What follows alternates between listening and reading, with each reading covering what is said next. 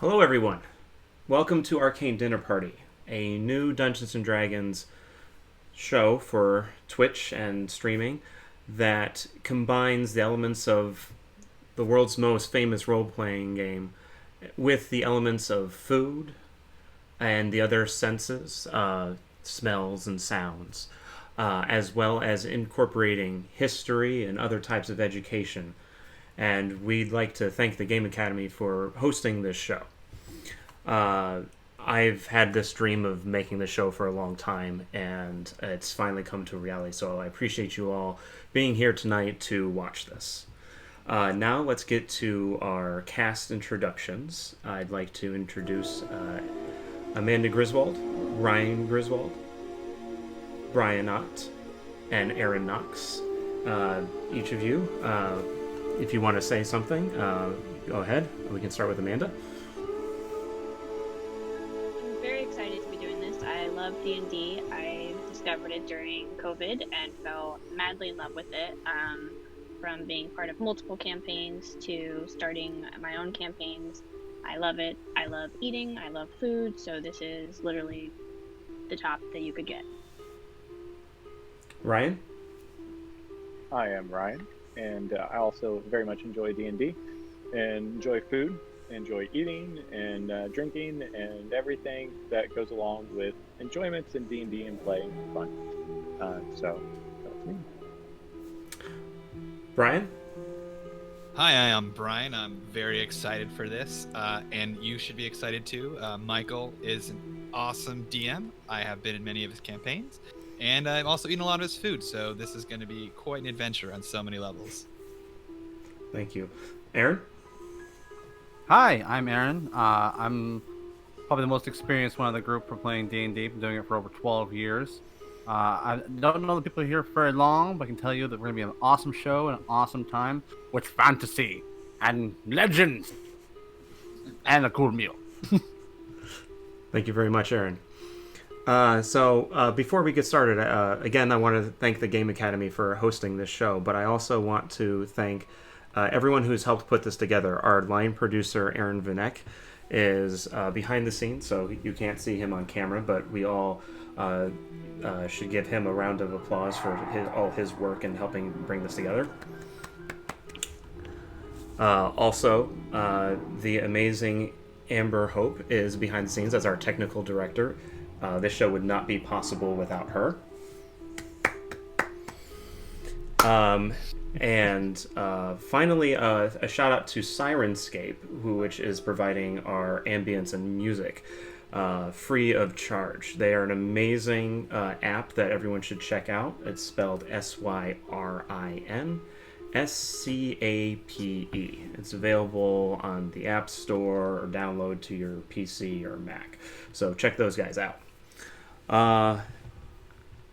And finally, we can get into the story. So we begin on a small island off the coast of Haven, a central region of the continent of Valamir.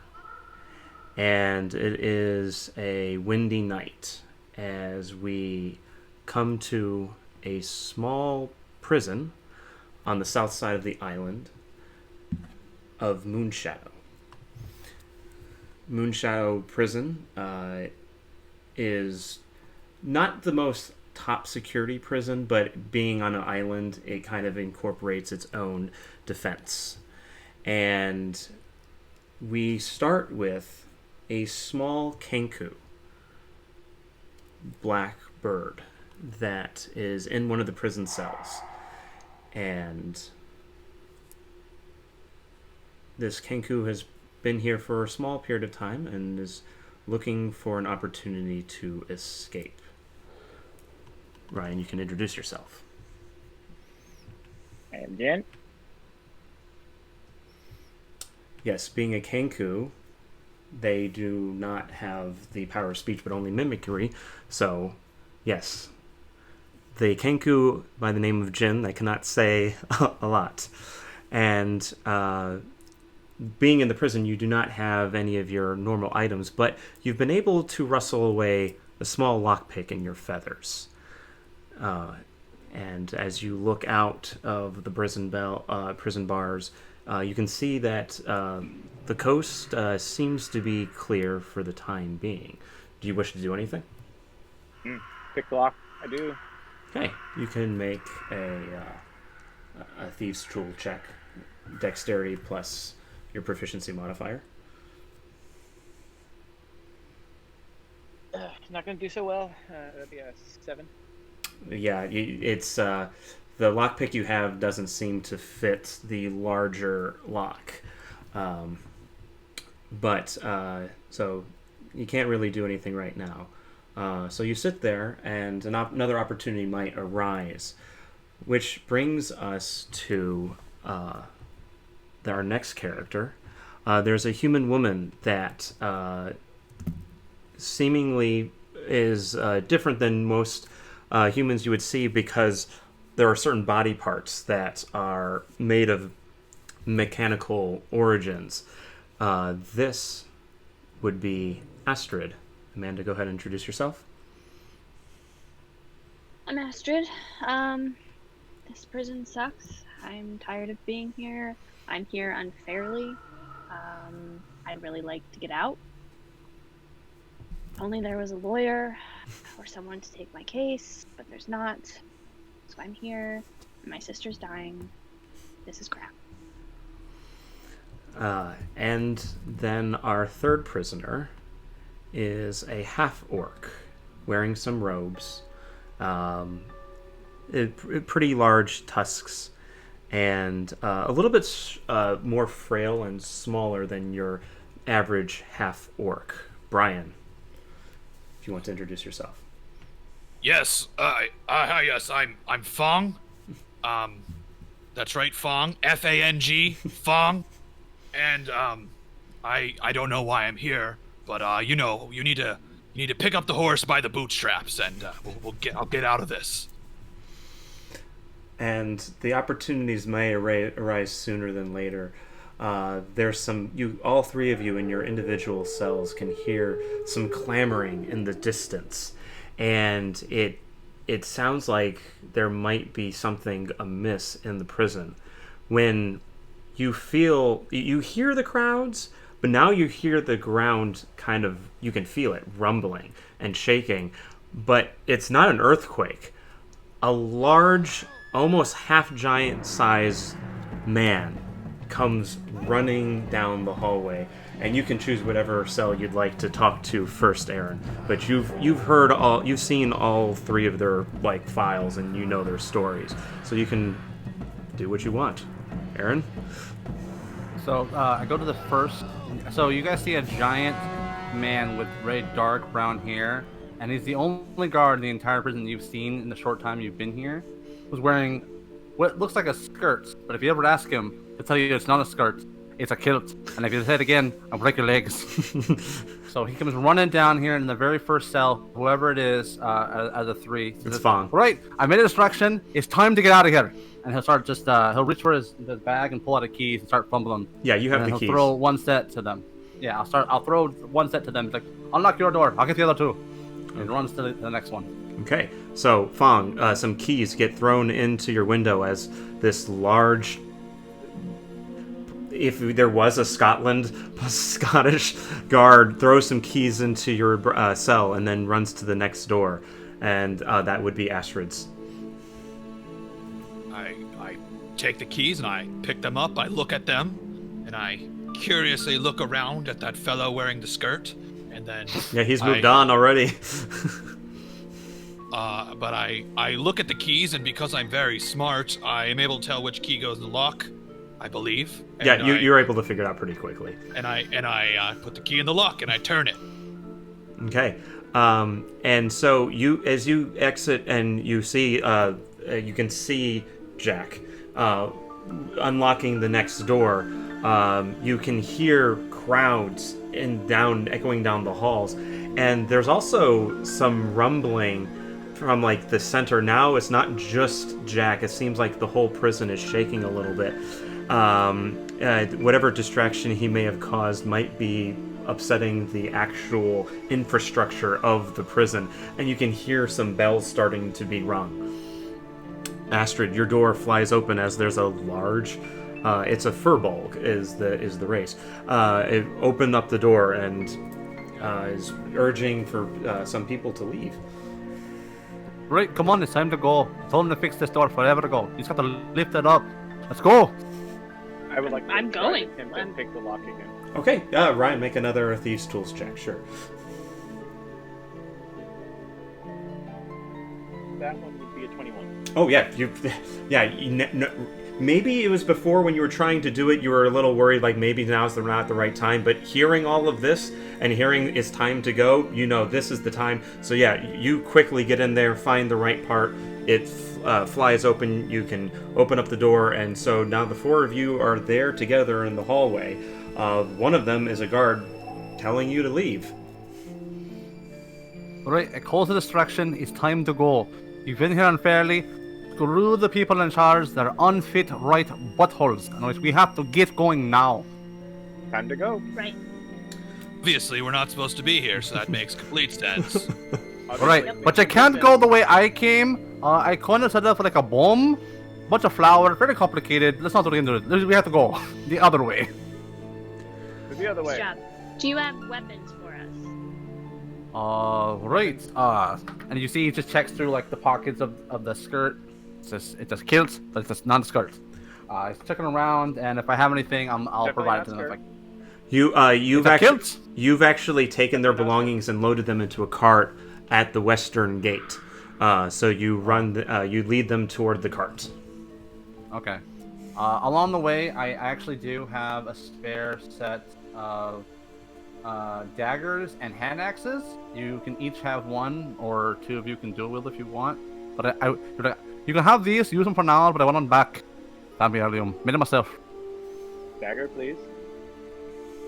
You go. It's a light throwing dagger, normal stuff. And then I have 2 hand axes and 1 more dagger. I'll take an axe. Okay. It's a hand axe. Normal hand axe. I will take the dagger. Thank you. Okay, so you are you're now all armed and following this furbolg through these cobblestone hallways, and you can see a lot of people are actually running towards the eastern gate. And so the furbolg is leading you wisely on the path of least resistance.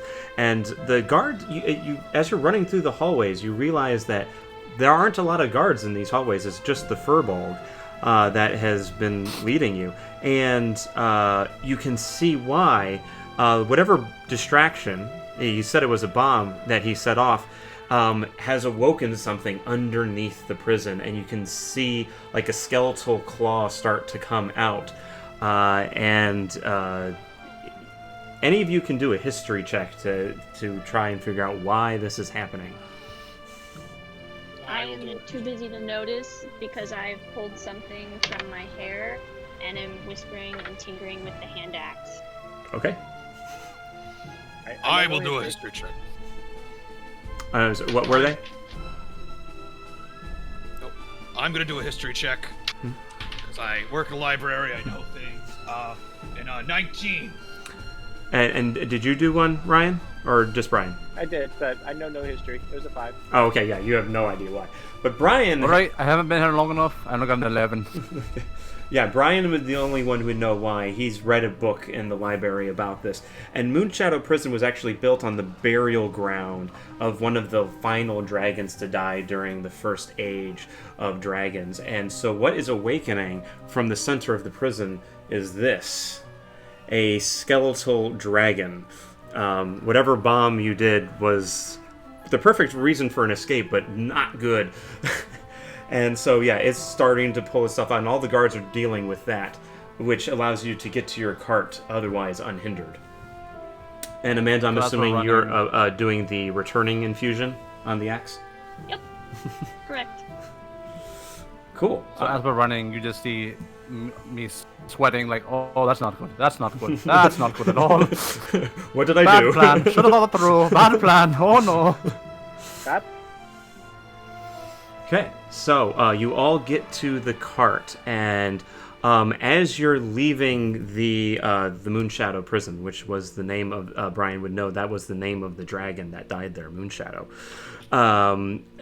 You get to the cart, and everyone's there except there was one guard that you can see on the who's kind of overseeing this, and he sees the cart leaving with more than the normal guards that would normally be on that cart. Aaron, you or Jack, you would know this as Captain Edmonds, the captain of the guard, and he does not look happy as the cart leaves the prison. Well, that's quite fine. The last time we played cards, he cheated so he can be all unhappy as he wants. Bloody bugger he is, eh? Yeah, so you can give him some sort of gesture like "I don't care, screw you," and Oh, it's gonna be a very loud thumping right there. No hands, nothing, just all and and the and I'm gonna scream back, I quit. And so you get 3 wrongfully imprisoned people out with you as you leave the prison. And you know that there's a tavern about halfway to the docks that you would be able to hold up at. You know someone who works there. Caledonia works there. Oh. But at this point, Great. now we have entered the Witchwood outside of the prison, and all of you can get to know each other as much or as little as you like, and can come up with a plan on what you want to do. But the only dock off of Ivorcrag Island is on the north end, past the town of Sheldon. Hello, I'm Jen. Well, hello, Jin. How are you doing? Why were you imprisoned? I just really want to know why people are in prison. I'm very scared about this. I steal for children. Okay. Right. Are you forgetting he's a bird? They talk funny sometimes. I knew that. Obviously, I know that. I'm very smart. I don't know why I gotta keep reminding you. You don't, but it's great to hear it every time. That's the first time you've said it, so I don't know how No, you're do you not reminding us remember of when that. we're walking down the halls and he just says I'm smart to nobody? Like when they're Says he's walking smart. past. No. To nobody. I was a little busy. Sorry. Well, I take a bit of offense to that. And what did you say your name was? I am Astrid. Well, Astrid, I am was offended. also.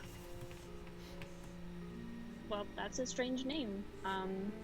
But No. okay, offended. Like No, Hello, no, offended. no, Hello, Astrid. no. I am not. No. My name is not offended. I am offended by you calling me Hello, offended. not offended. Oh, so you're not offended, you're offended. Big Oh, difference. One letter makes a big difference. No, he's not offended. Okay. I do not like this. This is Arcane, you. I do not not like offended. any of you. Astrid and Well- Jin, the bird. Dirty Kanku. I know all right. about. Okay, never mind. I forgot you haven't had a bath, Mr. Bard. Would you, Mr. Jin, would you like a bath? I can give you one for free of charge. Do you have a bird bath? Yeah, I'll have a sorts, and then you'll see that he,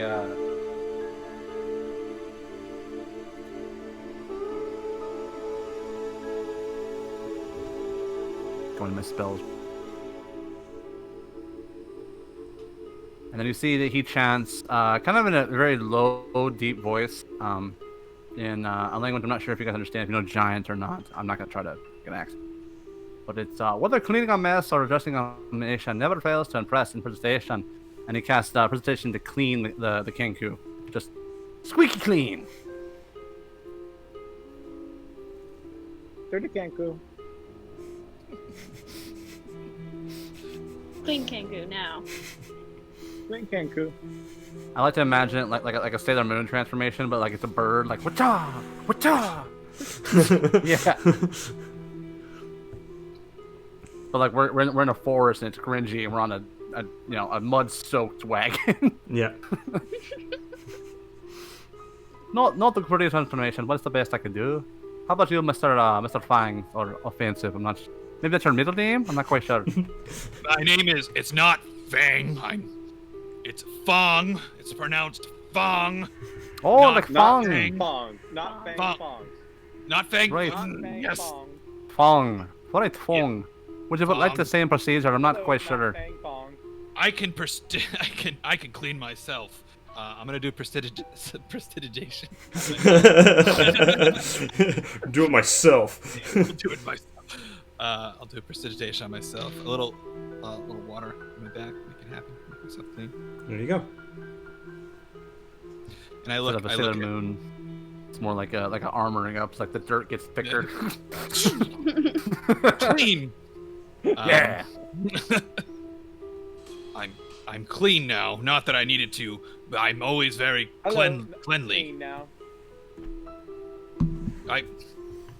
It's not clean now. It's Fong. Not clean now. Not I'm offended. Not offended. It's Fong. F-A-N-G. Fong. Hello, not clean now. Not Fong. Not offended. Not. See, Jin All gets right. it. Jin gets it. Orc's name keeps getting longer. Alright, it's gonna be a long trick if we have to keep on this. Your name just gets longer and longer. Your name was so long. I thought the dwarves had long names, but my mate, Orcs have long names. he's through. Listen, the dragon's popping out of the ground. Moon shadow. Let's get out of here. Oh, is that what it's called? You never told us. Yes, I knew that because I read in a book. Many of the books that I've read in my lifetime. Oh, that's great. I think I've read like 2. Because you're very smart. Read books. Very smart. Again, Jin gets it. Great. You two could be a comedy team sometime in the tavern. In fact, I might know the tavern you could probably go to sometime. Where are We we should going, probably by go. the way? Yeah. Out of here. Into safety. Away from danger. Away from Oh, dragons. right. So, I forgot. My name is Jack, if you don't remember. I introduced you when you guys first came, when I was making my 3rd day. Or no, it was my 2nd day I met you. I've only been there for 3 days. You know. Hello, Jack. Thank you. Yes. Hello, and and Fong and Astrid. thank you for saving us. I feel like we should ask you why, but let's get going. You tell us why while we're moving, because this is bad. Yes. I'll tell you as I'm pulling the Yes. card. It's fine. Very bad. Well, you see, I run into this whole gambling debt thing. When you make a few bets when you're under the influence of the root beer, as my kids call it, yeah, you get a bit silly and sarsaparilla-shy, and yeah. Well, I had to get to the captain of the guard, and I had to work it off by working as a guard, which was terrible security on his part. Really, I don't quite understand how he makes that a business, but. So I only did it for 3 days, and that place blows. So I figured, hey, I might as well just leave anyways. And as I'm leaving, I remember seeing in his books, man, terrible record keeping. Just all the fraudulent and fragility he's ever committed was just on this open book on his desk. And I saw you guys as selling mates. I'm like, or selling names, excuse me. Like, well, if I'm gonna blow this popsicle stand, I might as well make a tale of it, right? So I went and procured a bit of flour and blew up a bit of the. Well, they won't be having soup in kitchen anymore, if that makes sense. Well, Yes, I appreciate it greatly. It seems they buttered their bread and now they have to lie in it. Ooh, funny man. Why is that funny? I don't know. That was a joke. Listen, bud, I'm just trying to go along with it. I don't tell jokes. This is not a very funny situation to me.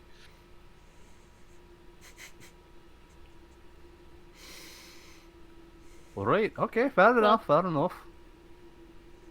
Yeah, thank you for rescuing us. I definitely did not deserve to be in that prison, so I'm glad to be out and I can go back to helping my sister and doing good instead of rotting in that terrible prison. Sounds fair. What's wrong with your sister, if you don't mind my asking, since we're already walking? And we're gonna be in town in she's- about a couple of hours, anyways. She's sick, and I'm glad that you bombed the prison because the bureaucracy, like, you can't trust it. They're all up to no good, taking bribes, like as you said with the gambling. The man, you gotta watch out for him. He's up to no good. You just gotta take him out. I had to take out a hospital, same way. Like, you just gotta do what you gotta do. You can just see Jack's eyes like widen at the word hospital. It's like, whoa. That's very heavy, Astrid. Well, you do what you do for family. You do what you have to do to save your family. When they won't pay for the medical care, when they won't give you what you're owed, you do what you have to do. Yes, I think you really hit the nail in the coffin there. Sounds fair enough, yeah. Lots of nails and lots of coffins. Yeah, that's accurate. Are you saying males or are you saying nails? Because I have a quandary with one of those. Both. Sorry, it might be the beeswax in my ears, but I thought I heard males. No, I said nail in the coffin. Oh, Nail. great. She really hit the nail in the coffin. She explained why, and she was very exact, and it was like, oh, I understand. She hit the nail in the coffin. Alright, okay. So Wow, is so you were set up too. Or you're not supposed to be here.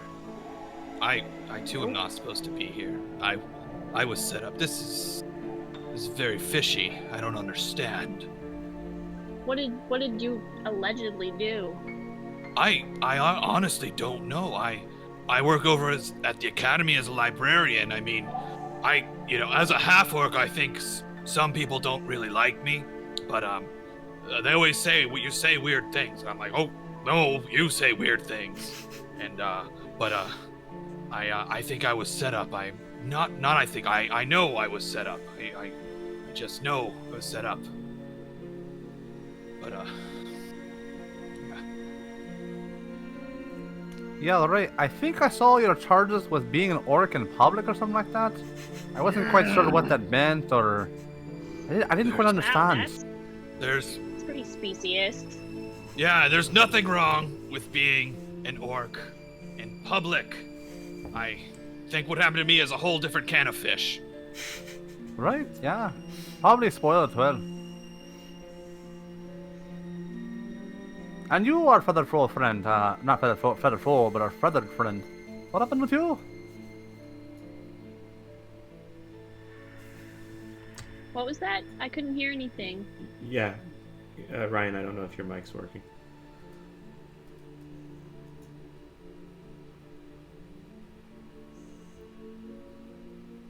Maybe the Kenkus only get to talk for a little while and then they forget their words. I don't know. Have you guys ever met a Kenku before? I have. The first time here. I've read about them in the book, and yeah, I think I remember reading what you just said. That makes complete sense to me of the many books I've read. I once tried to play a game of telephone with one, and boy, let me tell you this. That was a hard game. I lost 3 times. Those feathery bows are just, oi, you can't even try. You just whatever bet you made. Yes. Very Sorry, good at phone. Very good at phone. Very good. Alright. Alright, so you said there were weapons in the cart? Are weapons? Oh, right, I forgot. If you check on the back seat, if you flip it open, because there's a little hidden compartment, it's usually where they store all the alcohol when the cards come in. Don't tell them to tell you. Well, they're probably dead anyways. Who cares? It's in there. All your belongings are stored in there. I don't know which one's which, so you have to argue amongst yourselves or what's what. I just kind of threw it in there. Well, thank you for just throwing in my spell book. Oh no, the book. I have that. That's here in my rucksack. 1 second. And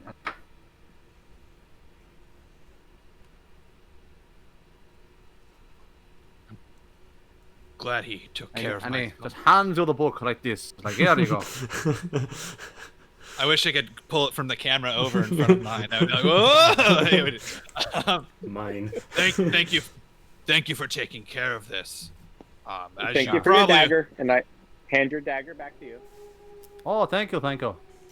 Yeah, that one's lucky. It always misses. Good thing I gave it back. Well, and then I throw the hand axe in case you miss, and then I throw it, and then it comes back to me. I say, your hand axe is a little better than when you gave it to me now. Oh, thank you very much. And you see he takes it, does a little like flip, like Dan catches it and puts it towards his back in a sling. It's like the holster thing. Yeah, that one's called Madam because I always say yes, ma'am when I throw it. Don't know why. My wife laughs at it. I thought it was funny. Ha! Oh, see? Someone else laughs at it. It's great. So, I'm assuming you guys don't have a place to go. Besides Astrid, she has her sister's place, or she has someone to go to her sister. But in the meantime, I have this wonderful tavern I run / go to every now and then. My wife works there. It's pretty great. It's called the Ruin Fae Tavern and Brewery. By the way, if you're ever there, you have to try the Guinness. Great. Great drink, very dark, rich, lovely flavor. And my kids have this other one we tried. It's really our specialty, but you have to try it. It's called the beer of the root. Great. The wife and I call it sarsaparilla, but the kids are really just trying to push around. It's the beer of the root. It's the beer of the root. It makes you all silly and fun. Great time. Drinks are on me, just because this is all a bad mess, and hopefully you'll put a good word out for me that I didn't bomb a prison and set up that thing back there, which is scary, and I should probably start walking faster. Definitely not your All fault. I remember is I Like, did it bomb met prison. you on. All I remember is we met on the road, and if you're buying, let's go. Right. Finally, Astrid said something that makes sense to me. So you make your way to the Ruined Fae Tavern and Brewery, and as you're passing along, you can hear the roar of the dragon, but if you looked into the sky, you could see it flying off to the east, and you shouldn't have to worry about it for now. And no. as you see that, and just hopefully it finds a place that's away from civilization. And you do know to the east is another continent, the empire's to the west, and so nothing you should have to worry about for the time being. But you make your way to the Ruined Fae Tavern and Brewery, and at that point, we are going to take a quick break. But stay tuned, we are going to show you how to make some food. And hopefully you get to try it and make it yourself, and the next time you watch this, you can eat along with us. So, we'll be right back.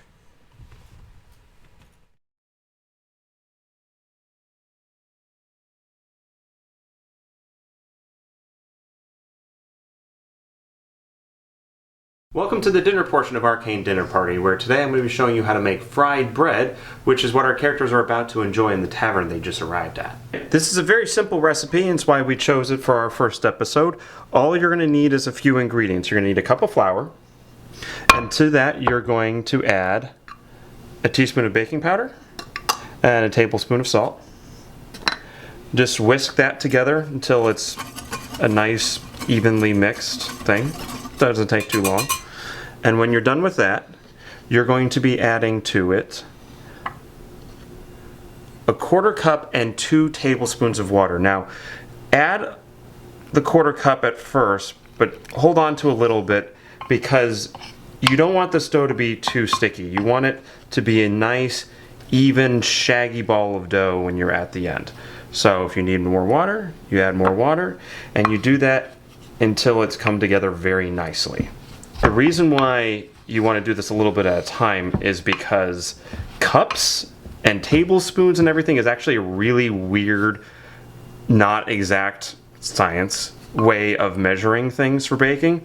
You actually want to use grams, but since this is a rustic recipe, we don't have that, and so we just kind of wing it until you have the right consistency that you want.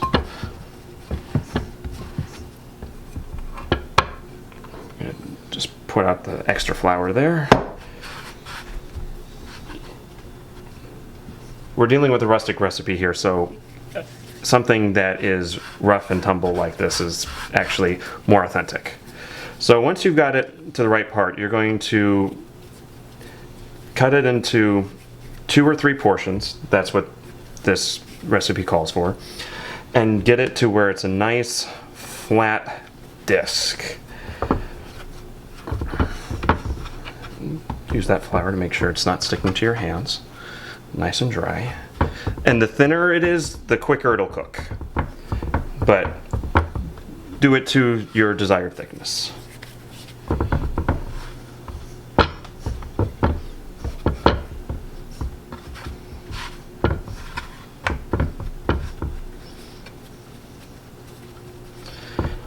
And now we're almost done. So the next thing you're going to do is set your stove to about medium high, and make sure you have it nicely oiled. And when you can feel the heat coming off the pan, that's when you know it's ready. So make sure your oil or butter, you can use that too, is well coated. Toss your discs, your dough in, and wait until you can start to see browning around the edges, and that's when you know it's time to flip. You can also look underneath, and if it is, it's time to flip.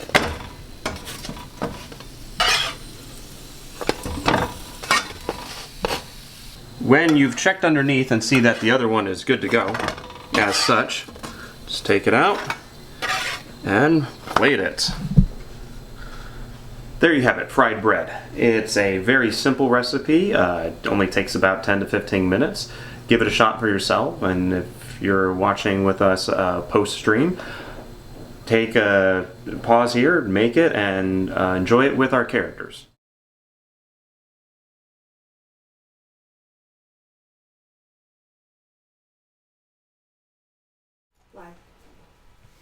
Welcome back. Hope you enjoyed that food video. If you're watching this on YouTube, I hope you paused and learned how to make it, and you're going to try and make it yourself, and you can eat along with the characters, they will be getting to the food very soon. So, let's get back into the scene. We are back, and it's the party's walking up to the Ruined Fae Tavern and Brewery. And you can hear the music. It's a lively night there. And you can hear a lot of people inside, and you can hear it sounds like 2 different instruments, probably like a couple of bards working together. And as you're walking up, the door opens up, and out rushes another furbolg. Jack, where have you been? I hear stories about the dragon flying out in the prison. Which are these three hooligans here with you? Oh, don't worry, love. They're just our friends. They come for a drink and have a good time. For some music. I know they love your singing voice. Is your soft heart getting the best of you again? I can't be having the people here that are wanted people. Oh no, we wanted people we here. met him on the road. We met him on the road. He was telling us and regaling us about how wonderful your beer is, and honestly, I am just looking forward to having some sarsaparilla, some root beer. He was raving about it. I hear it's the finest. I would love to have a taste. Yes, we absolutely did not escape from the prison after the explosion that he caused. We did not do that. We met on the road. Make a deception check. Nope. Can he have assistance because the rest of us are helping him? No wanted people. Sure. Drink the merriment. Right, no. I do have they negative were in the one. forest, though. I do have negative No! one. Yeah, this goes. I was gonna go for persuasion, cause that's a 3 I- for I- deception for me. I rolled got a 13. I rolled a 16. 16. Oh, deception. Wow. That's a nat 20 for deception. No, love, no, seriously. We met them in the woods. They were camping. They looked cold. They looked tired. They come to our place. Spread the word. Have a great time. Cold, very cold, very cold. Caledonia looks at the rest of you and she's like, I absolutely, of course, am welcome you to our humble tavern, but I just had to check out for sure because he has a soft heart and he's got us in trouble before. This is not the first But please come in. I'm so sorry that our blackberry cobbler is sold out for the evening. All the guards in here in the tavern, a lot of them are here to see our children play their music, and they'll really enjoy it. So please come in. But I'm going to put you into the room in the back just in case. I don't want anyone thinking the worst here. Dirty Kanku. And then she looks back Greatly at Jack. appreciated. If you're going to have Gus, why didn't you tell me? You could have sent word ahead of time if you're going to invite some friends. But yeah, they were so small and cute, and it looked so cold, and it was so windy outside. A big man like you should be able to handle the wind You know your better. cover is the best. You... Yes, dear, I love you dearly every day, more than life itself. Except for our children, you know this. Well, as you all walk into the tavern, it is very nice and warm inside, and you can see a young a young man about in his 20s playing the drums, and what looks like a 9-year-old girl playing the lute. And as Caledonia leads you in, she leads you to a room to the back that's almost like a private room that could be rented out. And she grabs up a plate of fried bread and puts it on the table. It's like, oh, here's just some bread for starters, and enjoy that while I get you the roots of the beers and the sarsaparillas. So, Thank you. everyone enjoy some food. Yeah. Oh, that's dope. Would you happen to have any worms for the bread? Oh, I'm sorry. Worms. I don't have any worms. No, sorry. We were fresh out of those. And I like a good worm spread on my bread. No, dearie. We have some in the back, and he kind of nudges her like, I have the bait for my fishing trip. I'll be right back. of course, dearie. Of course, I'll get you some worms. Again, this is why I'm supposed to have a warning before you bring friends over. I need to know what to have. Sorry, it won't happen again. I just wanted to spread your love and kindness. You know it's grand and infinite. You're so lucky that you're a big avid fisher.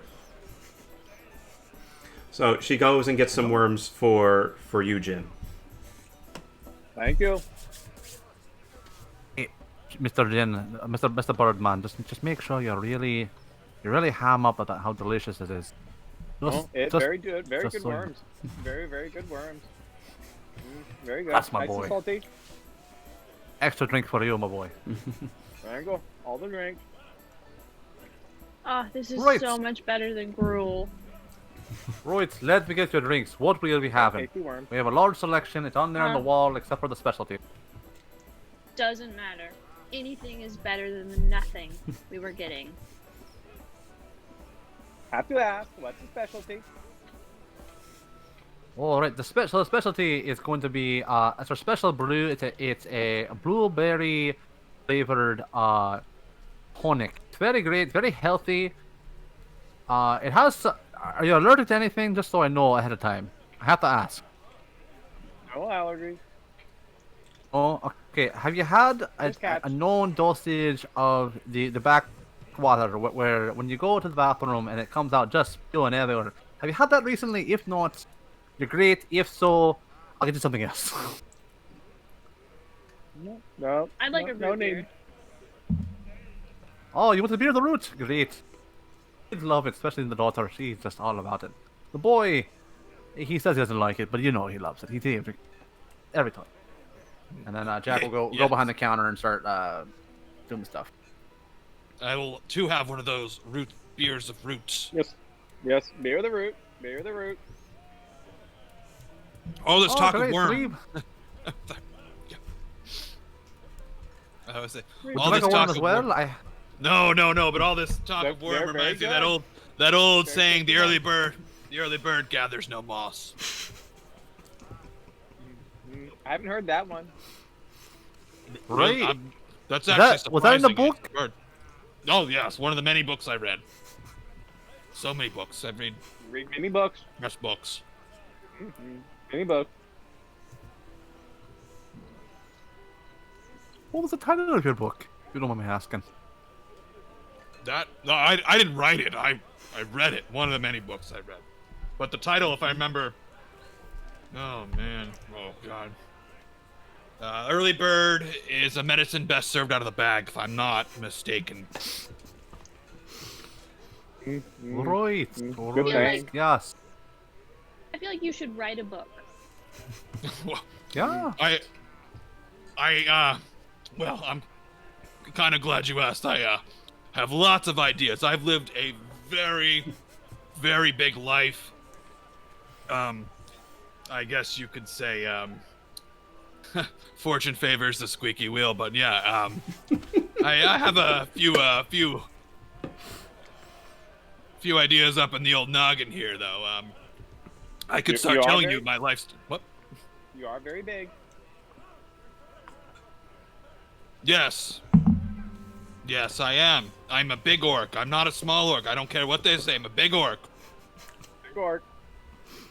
Yeah, you're all small to me. Really. Right, well... They're all large to me. This fried bread is I very... can knock all of you down anyway. And that Oh. is what she said, right there. This fried bread is very delicious. Love it. The worms are spectacular. Right, we throw in a bit of cinnamon on the worms just to give you a little pep. I thought you might like that. Right, and here's the Very blue nice. tonic, and you see like this this very fancy, very doesn't fit with the rest of the rustic feel of the tavern glass, like vial, like about this big, about that thick. And it's just this neon glowing blue substance that has a little bit of mist coming off the top of it. Hot, it's not warm. There's like this kind of like think of like dry ice, like it's just misting off. Like here, we call this the blue phonic. Thank You'll you. have a great fun time. Close it. And then you'll see that Jack steps back and just looks at him like, "What happened? I don't know." This is way better than what they're serving us at the prison. Way better. No worms at prison. I mean, some insects, cockroaches. But those aren't as good as worms. Yeah, Prefer worms much over cockroaches. yeah. Jin was probably actually a little bit happier than the rest of you because insects are at least somewhat in his purview of feud. Well, the Cockroaches mosquitoes gross, though. must have been The delightful. dirty insects. Worms much better. But the flies? Were you catching the flies? Flies worse. Flies are worse. Worms are the best. So Caledonia actually comes back in with another round of food, and she found like one slice of like the blueberry cobbler that she's known for, and she sets that down and is like, "It's only one slice, but you can share it all." And then she comes over to Jack. What is this going on now? Just had one guard come in and say that there was a prison escape, and Oh! shouldn't you be there to be helping? Like, why are you over here? Having a good old time Oh, with I your quit. friends. I told you, I quit this morning. I said I'm tired of this place. I'm tired of them stealing my money. I'm tired of them trying to take my stuff. You've They're only always been taking my working there lunch 3 bag. days. Aye, but 3 days is enough time to know that it's just not going to work out professionally. You just know. We've got 2 children to raise. They're over there making extra coin playing music for all your guard buddies. Right, so that's why I was thinking. Now hear me out. Thinking of a traveling businessman. Take a keg of our best brew and go across the land, and I try to sell it to all the little beeries and breweries around town, and just know that your greatness and kindness will absolutely spread to the land, and we'll be very popular travel destination, and maybe get our own factory or something like that. Well, there you go again with the franchise the ideas. Wizard's Towers. Oh, of course, yes. Oh, the ruined Fae is going to be all over Duskwood and Sun Harbor. I've heard this story before. And I just can't get away from your cheeky smile. You know, your wonderful backside. It's just great to see. Your shirts are always fancy, and I can't help but look at them. Okay, that's all I'm saying. I overhear all this, and I kind of lean over and be like, "Have you ever thought about stealing your children?" I'm sorry, what was that now, Did Derry? you just say that they should steal their children? Steal to feed your children. Oh, no. I thought you said these weren't criminals, Jack. He's No, not a no criminal. criminal. He's just... No criminal. Yeah, see? He's just a reputable, fast-handed man, maybe. Yeah, Probably. yeah. I don't know. I've been in the woods No two, three man times. here. Can cook, dirty can I- cook. I believe he did say he stole children, so that's good. No, Steal- no. steal four children. Oh, Steal dear, four dearly, children. no. I think he's fallen on hard times, so he had to steal for his children to provide for them, is what he's Right. maybe trying Okay. to say. That makes a lot of Steal- sense, and steal obviously four that's children. what I thought. But Steal four the children. way you put that makes a lot of sense. She storms out Remember, of dearie, he's a bird folk. the room, and seemingly confused and conflicted. Right, I'm I gonna don't hear think that that one went all. well. Yeah. I'm gonna be hearing Went that very for the well. next 2 Went very weeks. well. Oh, No, no, it did not. no. Oh, where were No, he you? did not. He was stealing children. You're stealing children in my own home. Children. Steal four children. So I'm,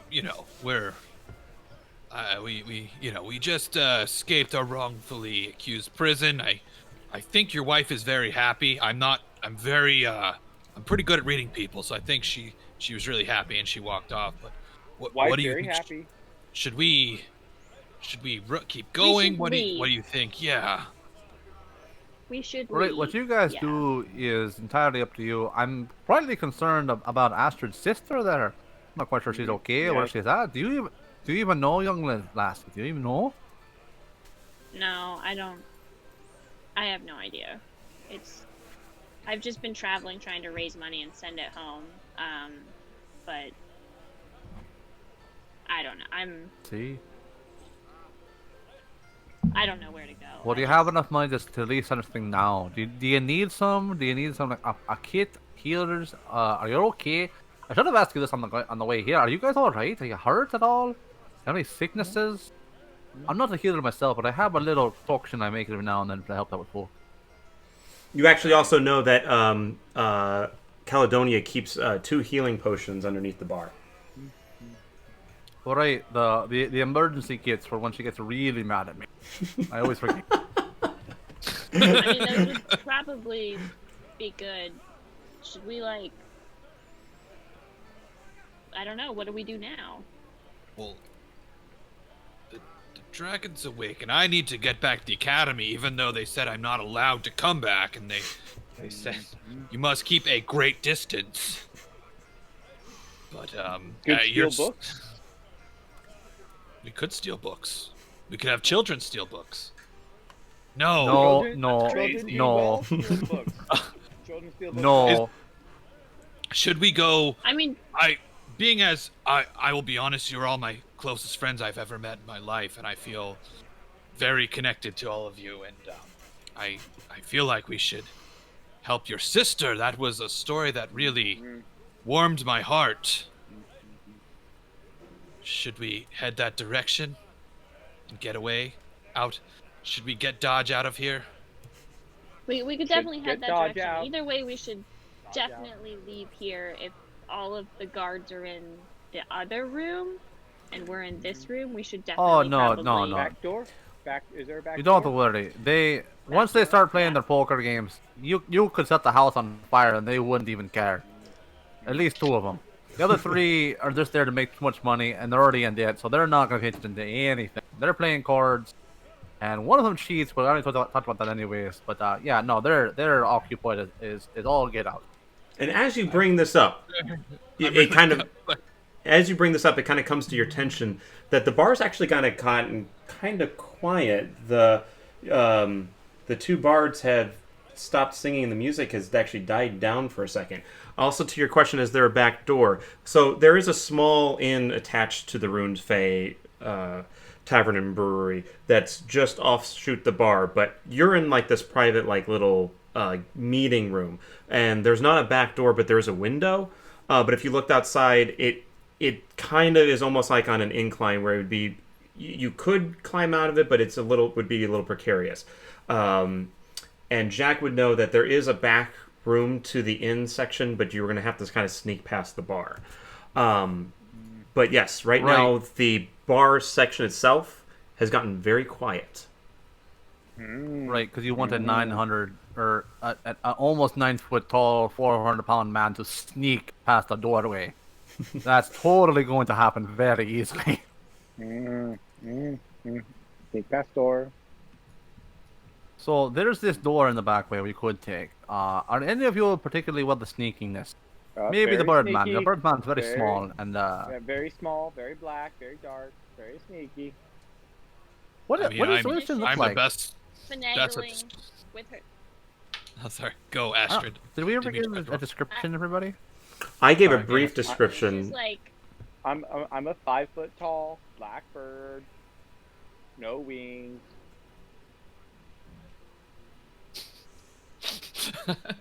Super detailed. All right, fair enough. Black eyes, black bird, black feet. As you can see, I don't know why I have to explain what I look like to you, but I'm a 6'2" half orc, the biggest half orc you have ever seen. Not that big. Biggest half orc. You're right. I haven't seen a bigger half orc. No. Biggest I've ever seen. as you can see, I'm wearing chainmail that I've now just finished, just infusing a little infusiness with. Don't worry about it. And yeah, I'm not so good with the sneaking, with the clanking. So that's not I'm not so good my at budget sneaking. out either. Disadvantage there. I will Yeah. sneak for every. I'm the best sneaker. No, best sneaker here. Best sneaker here. I'm so good at I mean, sneaking. People are always saying, "I wish you weren't here." Wish you in here. Lad, I don't think they're thinking they're sneaky. I think they're trying to say something else to you, and no. They think you're very sneaky, and you're a lovely person. Fong. Lovely Fine. person. Fong. Lovely person, not offended. Fong. Right. So, listen, So- I Do you can even take you like guys to being the edge called of a town. person? I'm gonna sneak. I'm gonna just. You said that door, and I'll be honest. You said they wouldn't. They wouldn't know if a fire had burned down this place, and I kind of want to test that theory. Ryan's so sneaky, he's Yeah, exited let's the sneak- frame. let's- Oh no! Jen, sneak away. Jen, But sneak okay, away. all right. I sneak He out snuck away the window. flames and the screen. All right. How did you do that? So Brian, Hey, are you sneaking somewhere? Where are you going? I'm sneaking out window. I got a 9. Okay, so actually, if you're going out the window, I was going to make that an acrobatics check. Sneaking out window with a 26. Okay, so you. Oh my god! Yeah, you climb right out the window, almost like Spider-Man, just like get up onto the roof. I mean, that seems pretty easy. I could do that. Brian, are you going out the door? Are you trying to sneak out the door to prove yourself right? I absolutely am. Okay, That's the best stealth. make a stealth check. Best stealther. Okay. So, I'm gonna follow the Kanku out the window because it looked so effortless. I got Super a 3. effortless. What was that, Amanda? What'd you get? 3. Okay, so you get through the window just fine, but your foot kind of catches onto the lower part of the windowsill, and you fall. And I need you to make a dexterity saving throw. Clumsy paladin. Is there enough time for me to see her about the trip and like grab her with my big? Yeah, you can sneaky give the hands? help action at this. So Amanda, you can make it with Yeah. advantage. Okay. Whoa, Mister, be 11. careful! 11. 11. Okay, so you trip and you fall and you actually hit your head on a rock as you start to fall. But fortunately, you feel that fall immediately stop as you can feel a hand on your foot, and that Jack has grabbed your leg, and you can see it is a pretty precipitous fall. And thank your lucky stars that he was there to catch you. Twice now. That's twice I owe him. No, you don't owe me that. Not a darn thing. Just your sister's safety is all I'm concerned about, and your own. Okay, so we have Jin on the roof. We have Jack pulling Astrid back into the room. Meanwhile, we have Fang, who has snuck out the door and is trying to sneak into the inn's portion of it. And as you enter to the bar area, Fang, you can see that Captain Edmonds is there with more guards, and he's talking to Caledonia. So fortunately, he is distracted for the time being, but a couple other guards who are there with him see you start sneaking that way and get his attention. So he's running toward... they're going to start coming toward the inn section. You can start seeing them push past Caledonia as you sneak that way. You have been spotted. Oh, I didn't do it. I mean, you didn't hear my stealth throw. Is that okay? Oh, Yeah. I thought I heard a number. I must have misunderstood. What was the number? So, with my amazing stealth of +1, I rolled a 19. Oh, wow. never mind. You were Yeah. able to sneak underneath the... I thought I heard a 14. I must have been someone else's roll. What you Number- heard was me falling. So yeah, It was 14. so you are able to sneak and get underneath the bar area where you actually see the 2 health potions that were previously mentioned. And I obviously take those because as Jack's my best friend, they're ours. So you grab 2 healing potions and then skirt into the hallway. As far as you know, unseen. Okay. Right, miss. So, Astrid, let's just go through the hallway. And, if you prefer, you can just hide behind me. I'm a big lummox. They can't hear you over me. Trust me. I farted louder than you walk in your life. Just trust me. Yeah, that window business. I'm not a bird. That No. yeah. It was kind of weird, though, right? It was like a spider, but it's a I know. bird. Like it looks so Bird to bird. simple. He made it look like it was just like easy. I don't. It James. was not. Yeah. Okay, let's go. All right, so we're gonna. I don't even know if I should try a stealth. I'll certainly try. Let's try to stealth. Let's try to stealth. Let's do it. Oh wait, never mind. I'm like really good at stealth. I have a +7. Well, never mind. That was terrible. At So with my -1 for stealth. And at disadvantage, Amanda. Disadvantage. Oh. Would she have disadvantage or advantage? Because I would have probably a disadvantage because I'm Did just you- huge, and she's behind me hiding. It's the chainmail. It's the sound. It's not the size of it. Yeah. Chainmail gives Oh. disadvantage. Well, wouldn't So that just make with- her normal? The disadvantage. Well, it's disadvantage and a -1. You're going to be But focusing with on the disadvantage. I'm not going to equal it out. Amanda has to roll with disadvantage. Yeah, and a -1. So with that, I get a 0 because I rolled a 1. Okay. And what did you... I got 24. Okay. So... That was 17 +7. Yeah. So yeah, despite how Who knew? big he is, he's surprisingly graceful. So what happened is Jack kind of peeks out, sees Captain Edmonds there with Caledonia, and waits for the opportune moment. And Caledonia, kind of figuring out what's all going on here, immediately turns to her children and eggs them on to start playing a song, and they start singing a bardcore version of "What Is Love, Baby, Don't Hurt Me," which distracts the guards, and you're able to skirt into the hallway without anyone noticing. So you and Fong are running down there. Unfortunately, the chainmail is kind of rattling, not in beat with the music, and so they turn to see Astrid there as she's making her way to the hallway. What do you do? I do a little jig. Like I'm just dancing along to the music and slowly back out of the door.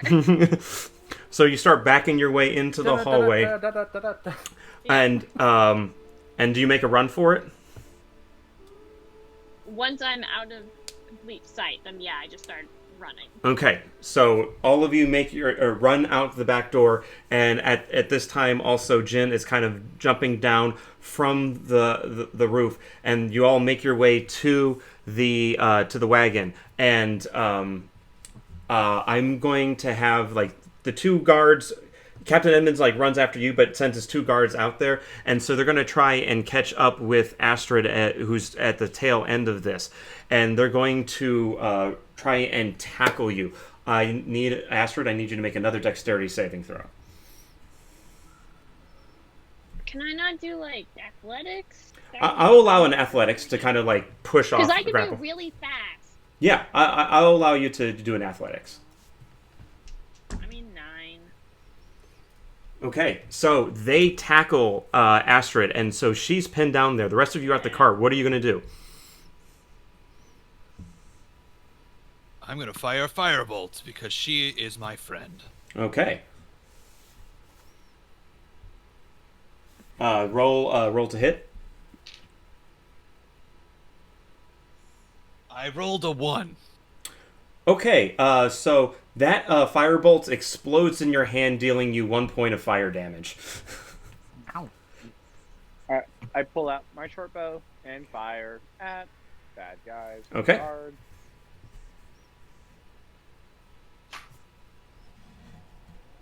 That would be a 15. Okay, so that hits.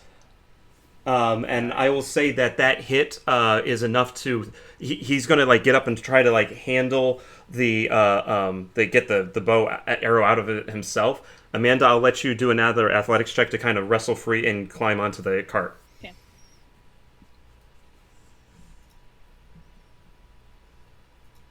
18. With that, you're able to get out. You actually kind of like kick him off and jump up to your feet and grab onto the cart, and all of you are off and are able to escape. Mm-hmm. Escape fast. So I you're. have to imagine like we're going down a hill or something like that. Like Yeah. You're kind of. It's almost like it would be a high speed chase if they also had a cart, but they arrived on foot. So yeah, you're kind of going down a hill at this point, and within a couple minutes, you're in the dark. You're in the forest, and so Astrid's having a hard time seeing. A couple of you other might not be in that situation, but in a couple minutes though, all of a sudden Astrid's not having such a hard time seeing anymore because there are these floating globules of light off to the right, and you see some ruins, and we will come back to that after another short break.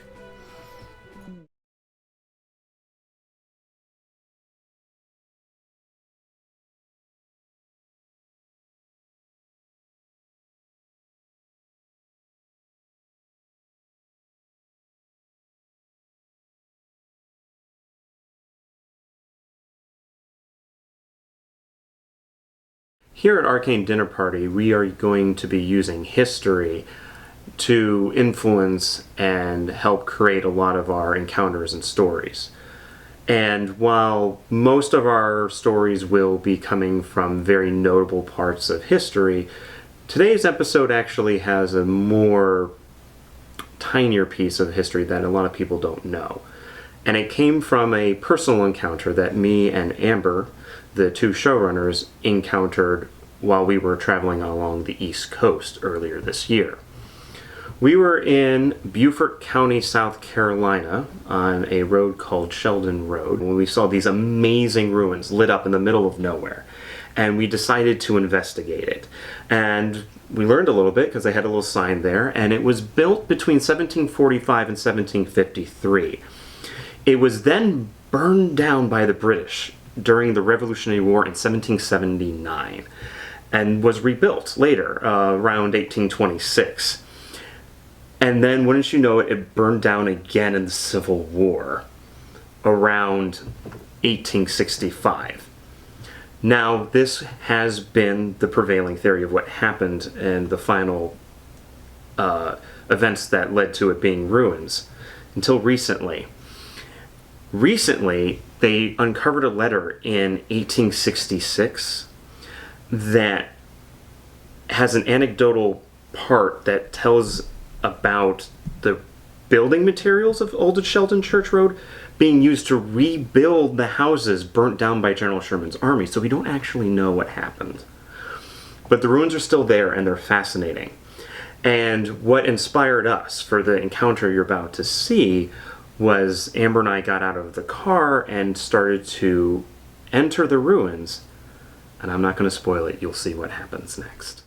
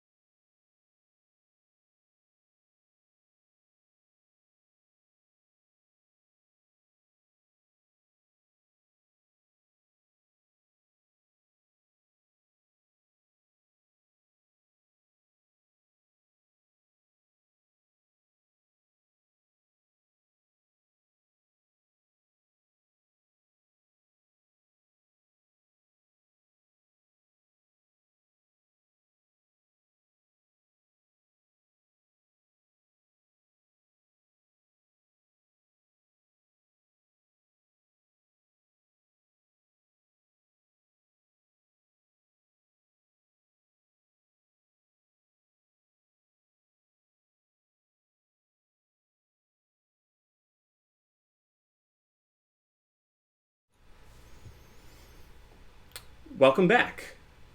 That last video you saw was just a little bit of history behind the inspiration for today's adventure. We always are going to be trying to be pulling from history for inspiration, influences, or storylines. So, where we last left our party is they had escaped the tavern that Captain Edmonds had tracked our party to, and now they are on the road through just on the north outskirts of the town of Sheldon, and they saw to their east, to the right, was a several globules of light lighting up what looked like some old ruins, and that's there should be no reason that this is all lit up right now. So I bring it to the party. What would you like to do? Bright light. Light. Well, if we want to get back to the docks, which is the only way we're going to get out of here without being spotted by the guards, sneak onto a ship, you're gonna have to either go right past that thing or take another 2-hour detour to go around it. It's the main path, which is where they're coming for us. I say we sneak right past. In fact, I'll do it right now. Sneak past. Very So, stealthy. Stealthy bird. With Stealthy his kangaroo. chest out, Oh, no. his chest puffed out, Fong is gonna go try to sneak past it. Sneak past, not go into the ruins to sneak past it. Yep. Okay. Yep. Give a wisdom saving throw. Wisdom saving throw. Okay. So, can we see anything while he's doing that? Yes. So from where you are, you just see 4 pillars in between the trees. You can't really see anything else from where you are. 19 plus 4, so I rolled a 24. Okay. 13. Good to know. 13 for the Kanku. Okay. Jin, something seems to be pulling you towards the ruins. Something you just really feel the need to go explore the ruins. Bright light. Astrid, what were you saying? Does it look religious at all? Give me a religion check.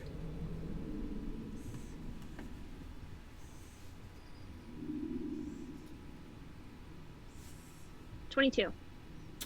Yes, this looks to be an old chapel. Even with the 22, I would say that you would know that it was draconic in nature, which, by just general history knowledge of knowing the land, is quite old. Go to the ruins. I think we should investigate this, because if this isn't normally lit up and we release the dragon, and now this is all like shiny, Pretty bright light. maybe we should take a look. Does it look fey in nature at all? 'Cause we're in the woods, light. that look fey at all, or can I roll for that? Yeah, you can roll for that. Give a nature or religion check. You say Fae? Fae. I would F-A-E. absolutely do nature. Fade. Yeah, FAE, like fairy, elf, stuff Oh. like that. Only because I'm a furbolg and I'm kind of related to that stuff. At I least mean, the I fifth edition do. 100% knew what you're talking about. Of course. Yes. Yes, Fong knew. Fong knew very well. Let's see if Jack knows. We said nature, yeah? Yep. 20. Non-natural. Okay, yeah, you definitely know this 16 is plus 4. not Fae in nature. It's similar to what Amanda was saying. She didn't say it, but as similar to what I mentioned to Amanda, is that you can tell that this is draconic, which again has not been seen for a long time. So I know Jack is literally all about draconic anything. Okay. Draconic, is that like a type of water, or is it like a polish you put in the boots? What is that? So yeah, you just know it's not Fae. The stonework does not indicate any nature of Fae. Okay, I'm gonna pull up my sword regardless and just start walking with the group. Okay. Cause I'm big, but no thank you. Okay. I'm So definitely in the head, Steph in the lead, in the ruins. sure. So, I guess I'll join. I mean, I already snuck past the ruins very well, I might add, but I guess I'll join you What? here. One sec, guys. 1 sec. Sure. I sort of mess with my longsword real quick, and I'm like, yes. That's a good sword. Yep. Okay. Yeah, we can go now, guys. Okay. Okay. So all of you get closer, and you're about 20 to 30 feet away, and you can now you're past some of the first trees, and you're on a small dirt path, and you now see that there are 4 pillars on the right-hand side of what looks like a burned down chapel. There's also a small graveyard next to these pillars, and then the chapel itself seems to be about 60 feet wide and about 80 to 100 feet long. And the roof is burned down. You can kind of see that there's one opening with burnt down doors, so it's this stone opening. And as you can see inside, there's a couple more smaller pillars, and then the back wall looks like it's crumbled down. So this is very, very old. And you can tell by the scorch marks on some of the stone that it was burnt down a long time ago. So why are the lights here now? I go. Where are the lights at exactly? There's about 5 of them floating above you. Directly Do above. they follow us like as we walk? They're following us, or are they like clustered in one spot? No, they just kind of seem to be clustered in the area. They're not following you. I walk to the light, Oh, it's about 100 feet up. It's in the air. but like directly under. Okay. Nothing happens. What is the surrounding area besides the church and the great cemetery? What's like are we in forest, or are we? You're in where the are we at? forest. We're in a forest. Are we near a bog or like a swamp of any sort? No, you're too high up for it to be swampy. Yeah. It's hilly with woods. Okay. I'm just trying to think of like maybe like if it was like a will o' the wisp or something like that. Because I'm a ranger, so I'd like to do an investigation check and see what I can find. Okay, outside of the chapel, or are you trying to go in? I'm starting outside of the chapel. Okay. We're all outside. Investigation check around the chapel. Go ahead.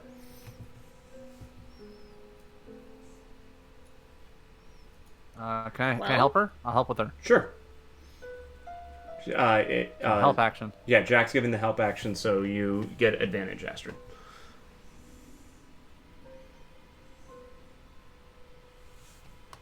While we're doing that, just because I don't trust the 14. lights, I'm gonna go ahead and turn on my hooded lantern because I can't see in the dark. Okay. So, just in case. Okay, so your lantern's lit. 14. Your investigation doesn't turn up anything of like any items or anything of note, but I would say that the 14 does let you. You can kind of see that the cemetery is almost as old as the chapel. It might have been people who died building the chapel. There's two of them have bigger gravestones than the rest. They still seem very old. This happens to be that way. Where am I being drawn to? You were just drawn to the chapel itself. Yet that feeling has subsided. It wanted you to come closer to the chapel itself. Can I read the names on the two larger tombstones? It's kind of been faded away with time.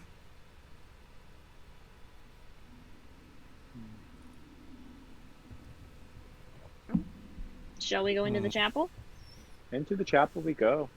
Are you still leading the way, Jin?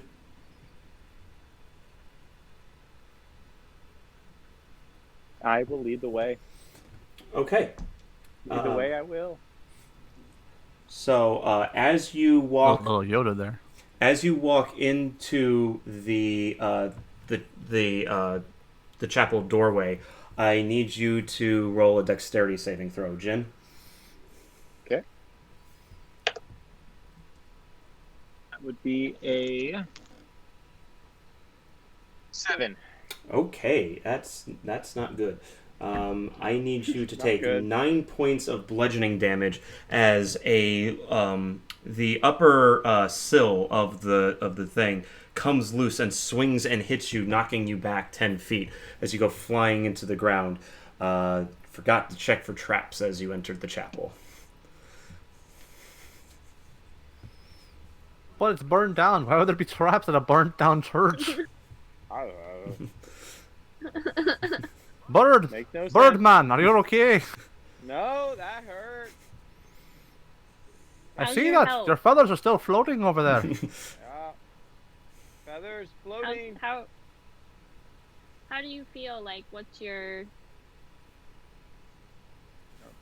Overall, I'm fine. Can you stand? Can you walk? Feel fine. I can walk. Can you do the spider climbing thing you did before? That was I impressive. can climb. Okay. Making sure. Good. Good. Can't fix it. If you can't fix it, join them. That's right. If you can't fix it, join them. I disagree with that one. I feel like that the ones was you learned that from the government book. A very bad Yeah. government book. Yeah, I agree. It probably had a red cover if I'm quite sure. Anyways, with some farming instrument on it. Anyways. Can anyone check for traps? Listen, I'm quite big, but I don't want to be smacked by a log again. I'll get that when I got to go home after this. Yeah, I can do it. I've read many books on traps. Okay, just give me an investigation check. Sure. No Can we book. all do that, or just him? Yeah, you can all do it. You've now all seen a trap go off, so everyone would kind of be in the mood of, like, I don't want to get caught off guard, so everyone can do an investigation check. I'm usually not someone Well- behind everyone do something like it unless it's a stealth check, but this would make sense. 11. Well, Oh, I rolled a 13, which of course is the highest number you can roll. Higher than 9. Higher It's- than 11. Higher than 12. Higher than 11. Well, if there's a time you want to roll a 1, it would be something where it's kind of a group check. All of you kind of looking around together can see that seemed to be like this one last trap, and nothing else is really left to go off, so you should be fine entering the chapel. no, I'm not quite sure. That pillar could explode. I don't know, man. I see this like little wire thing. It's freaking me out. You're pointing at the one. You're seeing things that are not there. So do you want to stay outside the chapel, Jack? No. Back to the Ranger days when I was in the Corps with the army. By the way, that's why I don't like the military now. Just so you know, Miss Missums. Just so you know, you never left the party. It was a number 2 rule. Number 1 rule was always carry TP, and we always broke that rule. TP was Carry TP. temporary portal. Yeah, Okay. it was. We call it temporary portal. It was the spare Temporary portal. shirts. Yes. So you all knowing that it's, or at least believing it's safe now, you enter the chapel. And inside, you see two small fonts of water on either side of the north and south wall. And in the center are three pillars. One that's close to you, and then two that are on the other end, next to the collapsed back wall. Other than that, there's nothing left in here. It's just all burnt stone. But you do see that the pillar closest to you seems to... You were looking for something to read before. This pillar seems to only be the last remaining remnants of something carved into the pillar.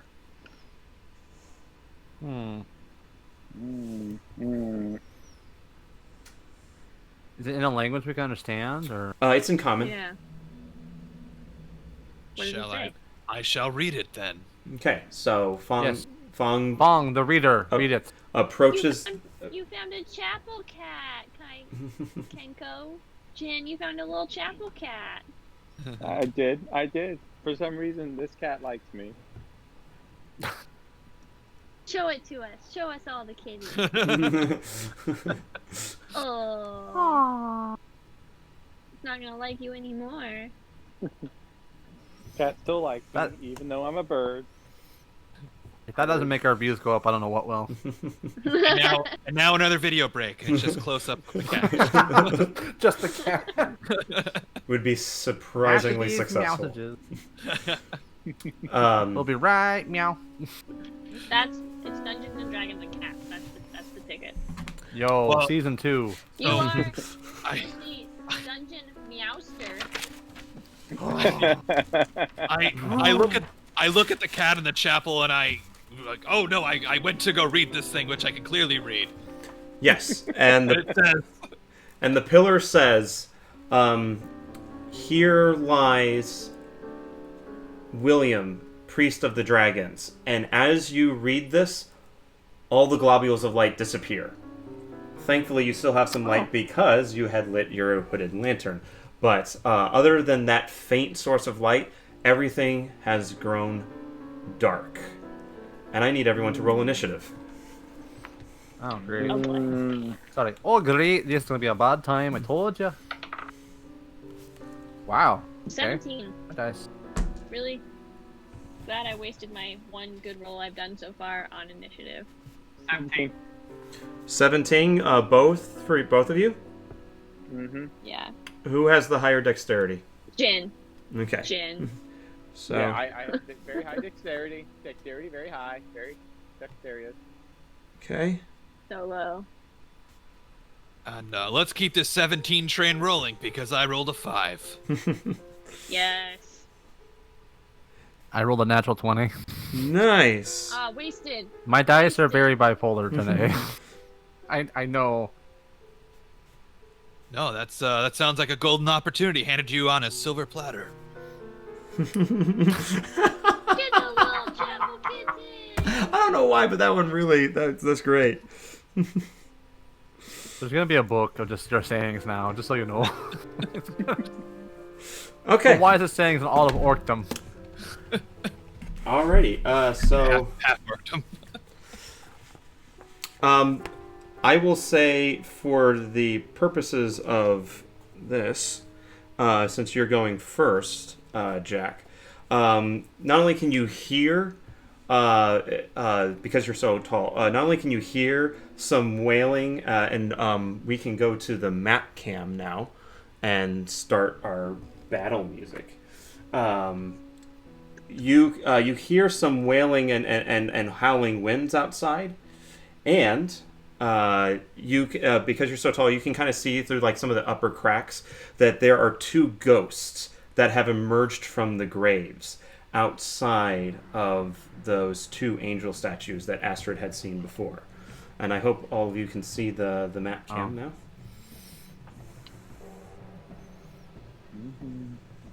Well, I am shocked that there are ghosts here.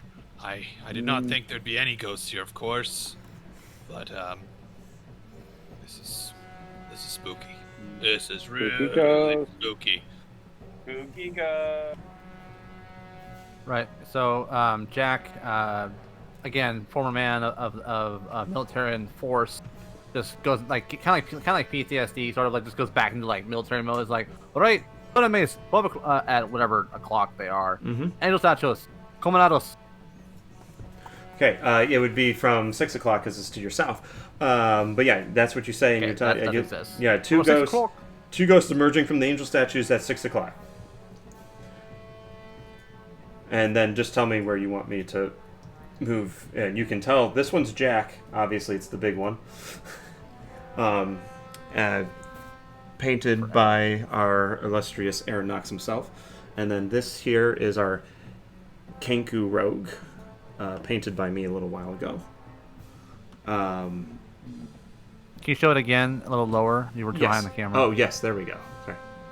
Dirty Kenku. Yep. He's not dirty. You're pretty now. Well, I guess you got some feathers removed forcibly. And then here's Pretty Kenku.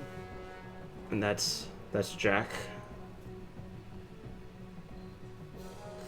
All right, and then here we have Astrid, painted by friend of the show Ryan Dale. Can you do it lower and to your right? Yep. How's that? A little more to Going the right, Keep and then going. down. Keep going. Right there. That's where you want to be. Yeah.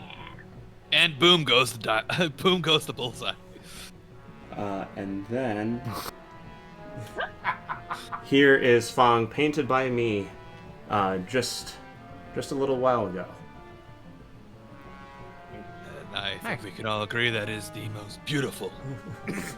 Beautiful. Okay, so And smart. back to the combat. Jack. Oh, Fong, real quick before we all maybe die. Your book should be Fong's Fantastical Phrases. Spelled with an dude. F. Yeah. It's gonna be on the fantasy version of Amazon called Famazon. Okay. So before It'll be Combat. one of Oprah's top bestsellers. yes. Fopra's No. It's fantasy opera, so it's Ophara or something like that. I was Aye. going to add F. Okay, I'm gonna do Mantle of Inspiration. So as a bonus action, I will spend one Bardic Inspiration die to. Yeah, everyone within 60 feet of me who is an ally with a minimum of my Charisma mod, which is 4, so it's gonna be Everyone. all of us. Creatures that I can see and can see me temporarily gain HP, which is gonna be you all gain 5 temporary HP. And you can immediately use a reaction to move their speed without opportunity attack. Okay. And you So said it was everyone- 5 temporary HP? Yeah, you get 5 temporary HP. So you'll see Jack be like, "Red is the rose, and we're gonna kill some ghosts, you knows." And he points out. And he uses the hooded lantern because you need to see them and they need to see you, so you kind of like spin it around and then like do almost like the horror around the campfire face like this, like. Yes. And then I'll clip it to a little hook that's on my person. Yep. Hook it there so I don't have to hang on to it. Draw the sword, and I'm just gonna go up and slash the thing. Okay. Let's see here. What's your speed? My speed is 30 still, normal speed. Do you have reach because of your size? It's a great sword, so maybe that's up to you, bud. It's. I want to say by the time you have to kind of get around and stumble in the dark, if this was 6 seconds, you would not reach it. You're about 10 feet away. 10 feet away? Yeah. Okay. Then I will ready an action to swing at it when it comes at me. Fair enough. Okay, that brings us to Jin. So I You're inside the chapel, so they cannot see you currently. Okay. So I want to stealth to where I can actually see them. Because they're currently outside the chapel, correct? Yes, but remember the roof is burnt down, so if you wanted to take some time to climb up on to a point like here, I would be cool with that. Because we can get on top of that. Okay. Yes. Yeah. Then I will stealthily climb on top of the wall. Okay. Just give me an athletics check. It's not too hard, but just need a basic athletics check to make sure that you are able to do it. But seeing what you did at the end, I'm sure. 17. Yeah, you're up there just fine. Okay. And then once I'm up there, and I will shoot him with my short bow. Okay. And that would be a 12. 12, I believe, just barely hits. Yes. Nice. All right, and so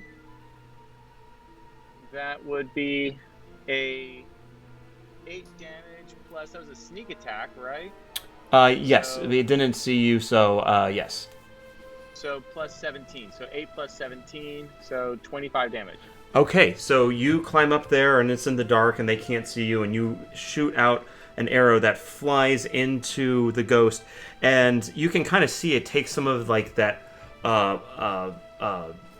undead nature with it, but it doesn't seem to hit with the impact that you hoped it would.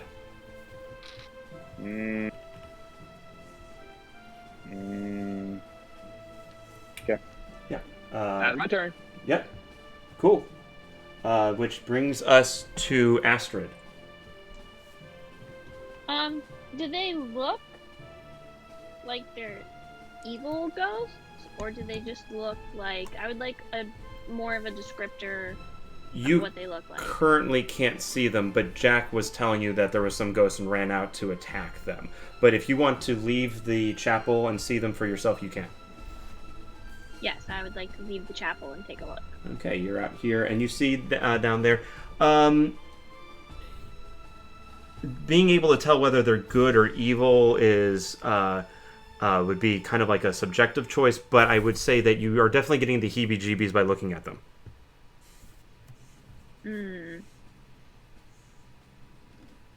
So they seem not great. No, and especially after being hit by an arrow, one of them definitely seems hostile. Astrid, shoot Okay. now. Cross the bridge when we get there. Oh, fine. I will cast Firebolt, and so you see my arm kind of, and I shoot Firebolt.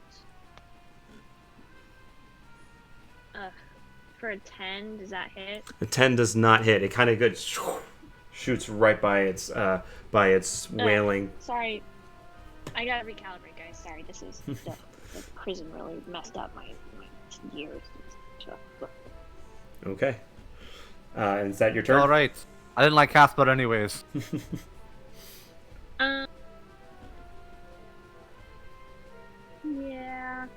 Yeah, that feels like my turn. Okay. Which takes us to Fong. Yes, even with the... No. Oh, you have something? As my bonus action, I am going... Oh, I'm not within 10 feet of it, am I? No, you are currently 30 feet away from the closest ghost. You can still use your immediate action to move your movements because of my inspiration. That's true. You can get within 10 feet of it, if you'd like. Yeah, let's hop within 10 feet. Okay. You're now 10 feet away. Okay. And then I am going to...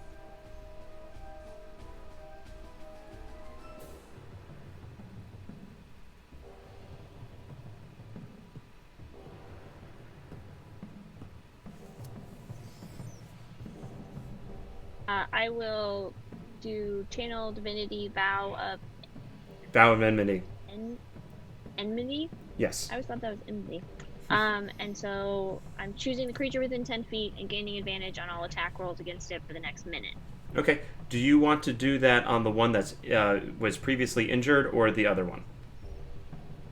Whichever one am I within 10 feet of both? Correct. You are both. Within both, yes. I'll choose the one that's not injured yet. Okay, so marked with the Vow of Enmity. Just that one there. Cool. So that is Astrid's turn, taking us to Fong, which by count of 1 got a higher initiative than the ghosts. It's very obvious.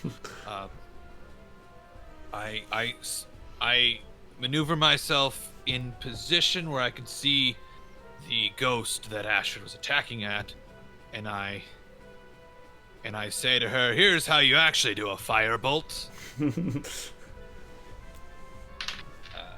Oh lord, are we all spellcasters? 11. I cast no spells. Yeah.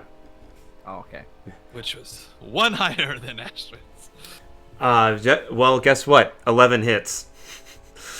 Like I said, let me show you to do that. D10 for damage. Whoa. And 9. And so it shoots right over Astrid's shoulder, but actually makes contact this time. However, the fire, while burning away at some of the plasma or whatever makes up these ghosts, again, not as effective as you hoped it would be. Well, I am shocked and more spooked out, even more. All right, okay.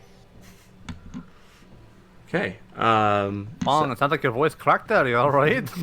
No, I'm a big, strong half-orc. Fong very scared. Very scared Fong. Holding the sword, just looks back at the orc. What? Okay. So the first now is the ghost. You don't have a bonus action, do you, Fong? Or are you done? I do not believe so. Okay.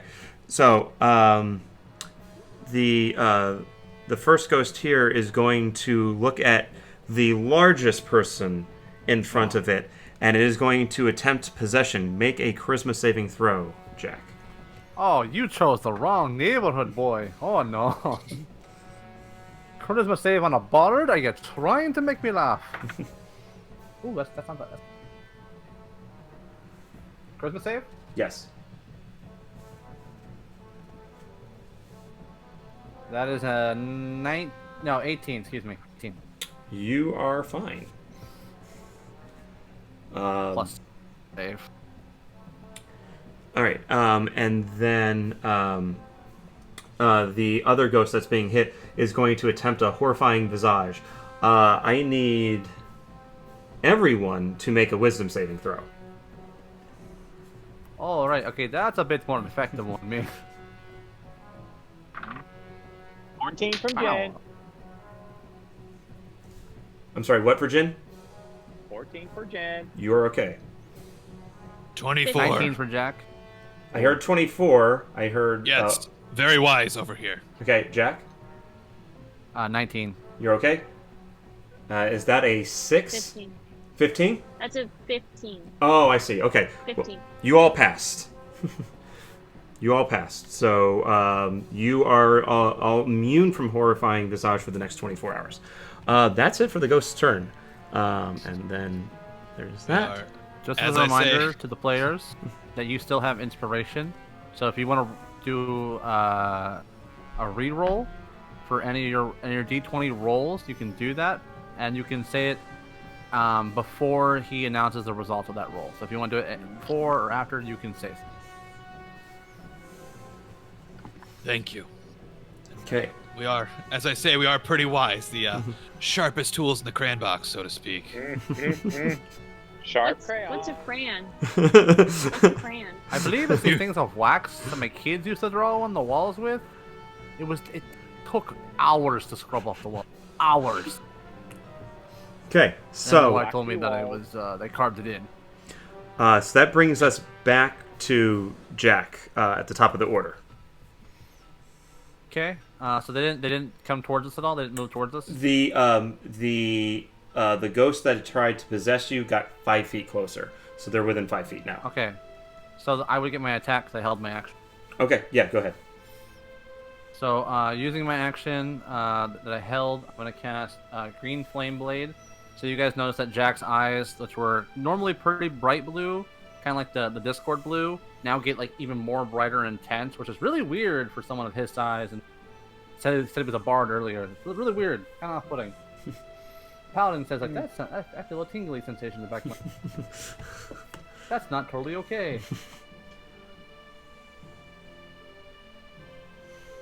You brandish the weapon, use the spell's casting time, and make a melee attack with it against one creature within 5 feet of you.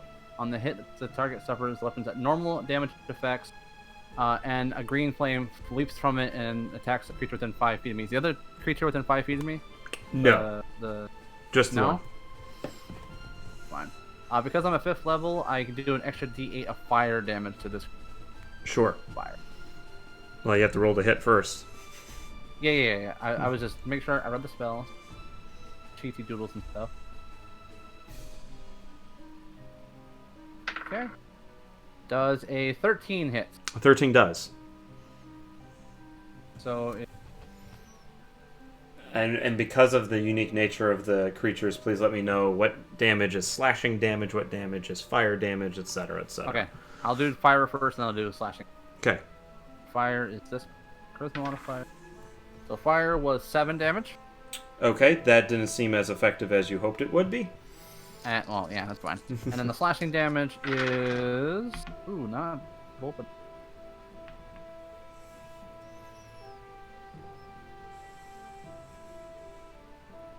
Uh, 13. Okay, and that seemed pretty solid. Okay. Right, they seem to be resistant to magic. Indeed. Indeed. Quite a pickle, yeah. All right, and so that was your reaction, and now it's your turn.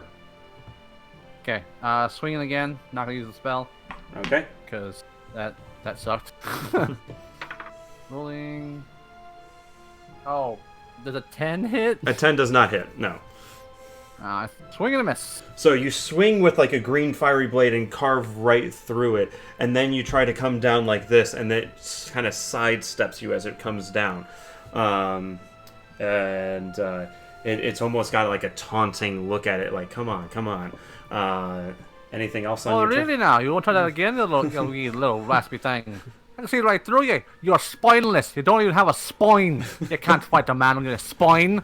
I almost want to allow a vicious mockery to go through with that. Oh, I have that spell. Oh, I forgot that spell. Oh. Next time. Okay, which Wait, takes... is it a bonus action? No, it's not. It's an action. Oh, okay. Healing Word is a bonus action. Astrid, it's your turn. No, sorry, Jin. Jin's next. Am I still hidden? Well, when you shot, you kind of revealed yourself. So you can take the cunning action to hide and then try and attack. I will move and hide. I will move over just another foot or 5 feet or 2, wherever I can find a place to hide and shoot. Okay, and roll a stealth check.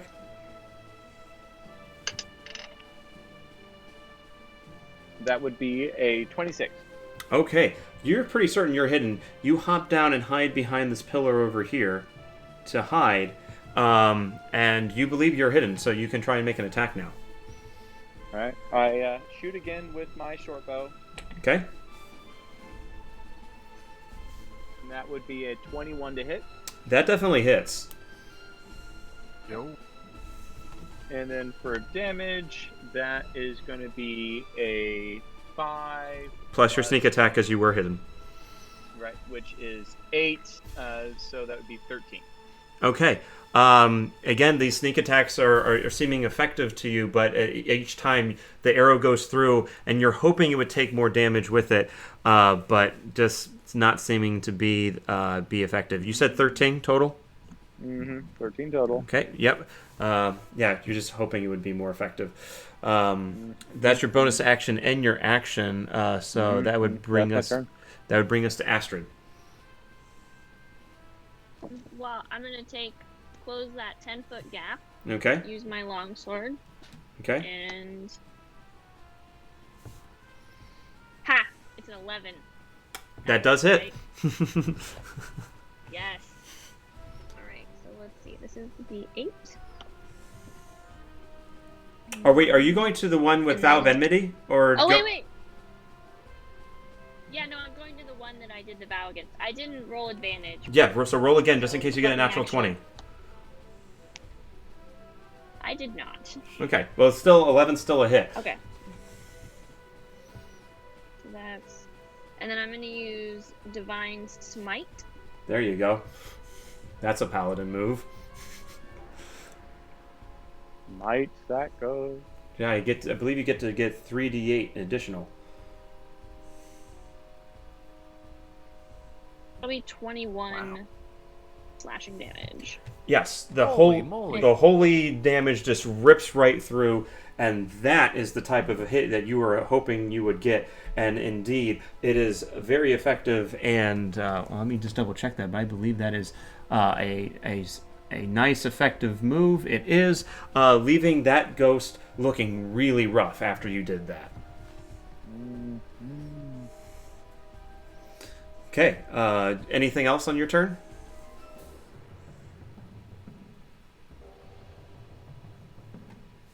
Amanda? No. Okay. Back to Fong. I focus on the same ghost that Astrid just hit, and I Just hop I over here so conjure- you can see it. There you go. conjure up from my book a magic missile. Pew pew pew. It's legendary. And I heard rolled- you can attack the darkness with it. You don't have to roll to hit with magic missile. It just hits. Well, that's cool. I still rolled a Magic. 7. I still rolled a 17. It Okay. extra hits. So and that is 3d4 plus 1. So Yep. Is it +1 per or +1 total? It's +1 to each missile. Yeah, it's I a rolled great a spell. 1. I rolled a 1. So 1 + 1 is 2, and then you get 2 more. Is it? Do I roll 3 times? You or roll a do d. all of them get You three? roll a d4 for each missile. So the first missile does Okay. 2 damage. 4. So is that 4 + 1, or is 4 plus 1. 4 plus 1. okay? So you're at 7. And then 2 plus 1. Okay. And with that, with the pew pew pew, as you shoot the magic missiles from your hand, it takes what's left of that ghost and destroys it. And I say out loud, you can't make an omelet without killing a few ghosts. I feel like that's a vicious mockery. Right. So this ghost, which is a different ghost that tried to possess Jack before, in a desperate attempt is going to try and possess Astrid. I need you to make a charisma saving throw. I'm gonna use my inspiration in case this sucks.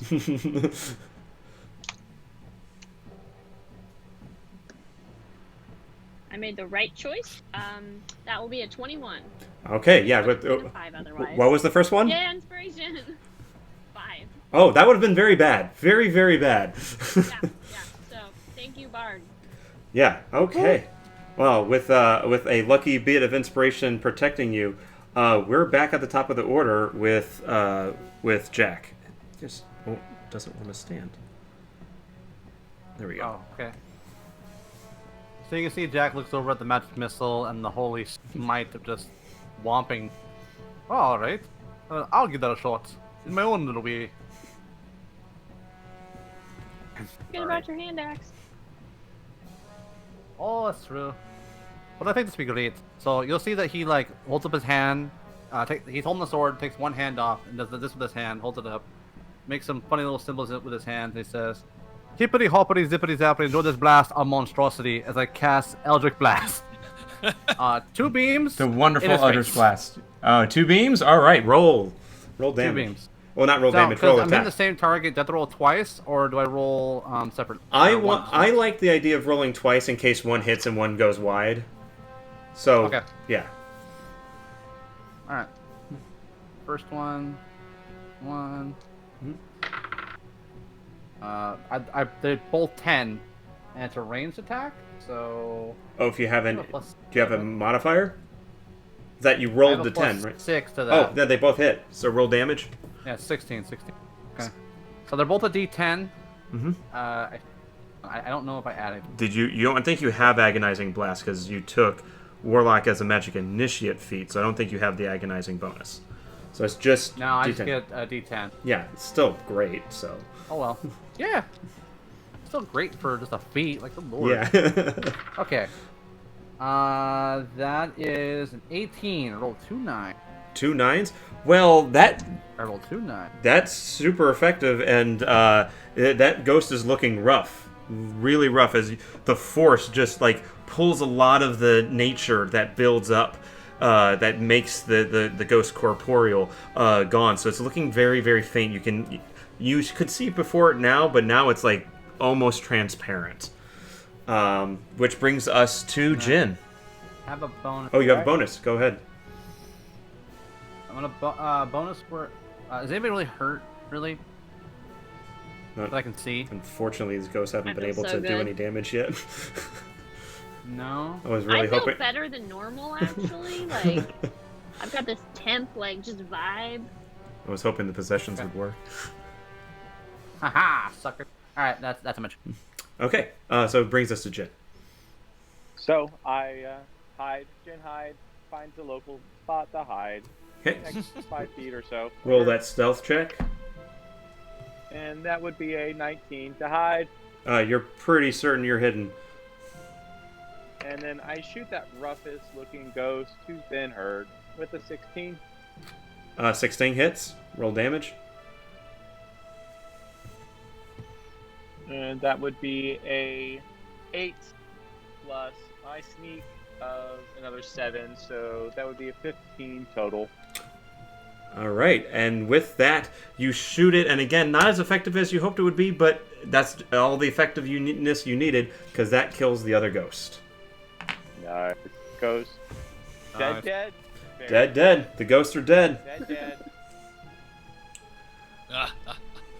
Good. So, with the ghost out of the way, is there anything else you wanted to do in the chapel, or you wanted to head on your way? Can we Hold investigate? the lantern. You absolutely Look can. around. You can look around if you wanted. I wanted to look in those the well. Were there wells? I believe. There was little Well. fonts of water. Yes. Yeah. Yes. I got an 18 for investigation. Well, as you look at the wells, they were holy water that you potentially could have blessed your weapons in prior to the combat. That Nah, would have I'm been nice. fine. Didn't My, need my it. weapons were already blessed with the love of my wife. Yeah, I I- come home someday. you had that, and I Asteroid. bring Wait, my own divinity wherever I go. yeah, you just so- summon it. You're just like, sup. Yeah. If Jin was Fong, he might have thought of that. We didn't need to do it because we're all smart as cucumbers here. Mm, I've seen a cucumber. What's a cucumber? And then Cucumber. smart? Cucumber? How do you say that word? cucumber. Cucumber. Cucumber? Cucumber. Vegetable smart. Strange. and I'll, oh, sorry, and then you rolled a 15 for investigation, right? For inside the chapel, Astrid. 18 Yes. for investigation. 18. Okay. Yeah. Both of you would realize that it was weird that you have like one pillar here and 2 pillars here. Like architecturally didn't really make sense, but other than that, you didn't really have anything. These 2 didn't have any inscriptions. Only this one had the inscription.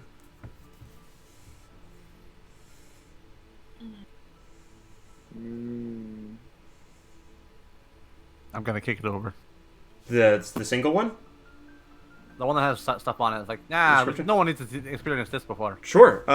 Make an athletics check with advantage, just Athletics? due to your size. Okay. 5. Okay.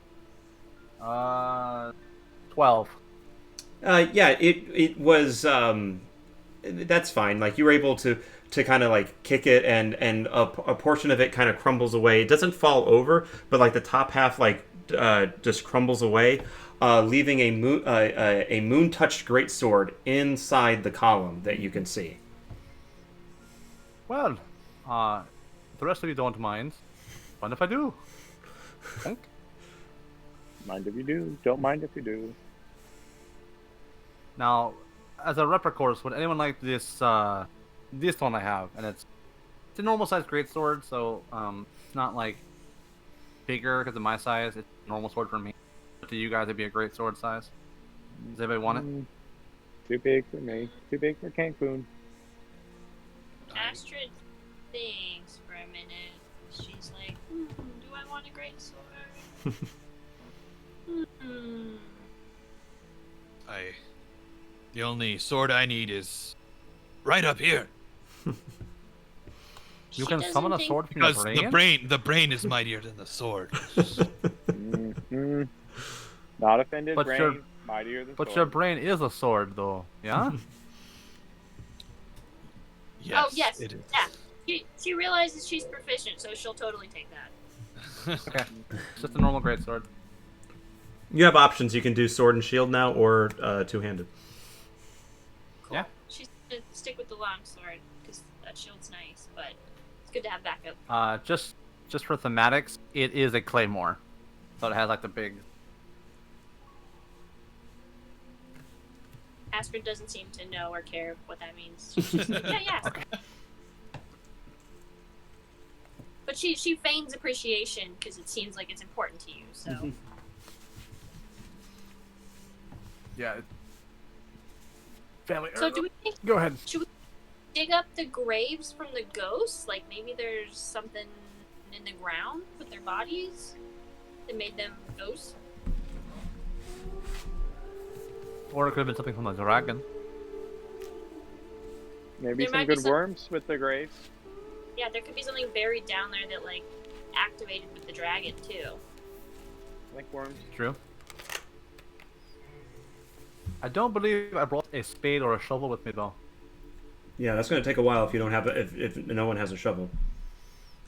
And my beak only digs like very shallow. It doesn't Yeah, I go don't- that deep.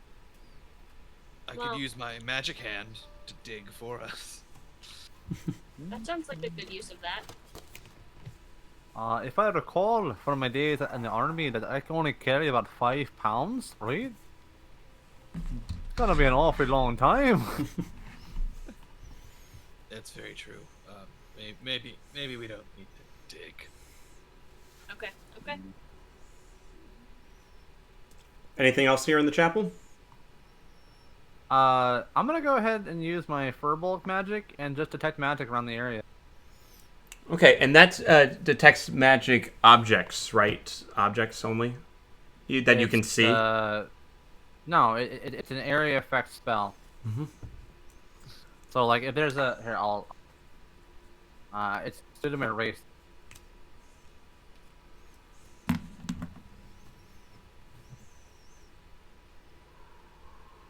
Totally waste. For the duration, you sense the presence of magic within 30 feet of you. If you sense magic this way, you can use your action to see a faint aura around any visible creature or object in the area that bears magic. You learn its school of magic. Okay. Spell can penetrate most barriers, but is blocked by 1 foot of stone, 1 inch of common metal. That's the sheet part I was of thinking. lead. If anything was being covered up by the distance of lead or stone. Okay, so you cast detect magic, and there's nothing else around here that's magic. Okay. Is the sword And the magic? The sword itself, yes, the one you picked up is yes. Okay. But it doesn't go through stone, so it'd only be what's in the chapel. Yes, yes, you would. It can go through a foot of stone. Well, this is more than a foot thick, but if you walk, it lasts Yeah. for 10 minutes. So if you walked outside, you Okay. could, yeah. Yeah, let's walk inside. Yeah, sure. You take the couple minutes to walk around the perimeter. Nothing jumps out to you. Nothing shows a feint, or other than the sword you just picked up. Okay. What school of magic is it? The Moon Touch Greatsword, I think, is enchantment. Because it's enchanted to give off. It's almost like Sting from Lord of the Rings, where it works like a great sword that's also a lantern at the same time. It creates a body of light.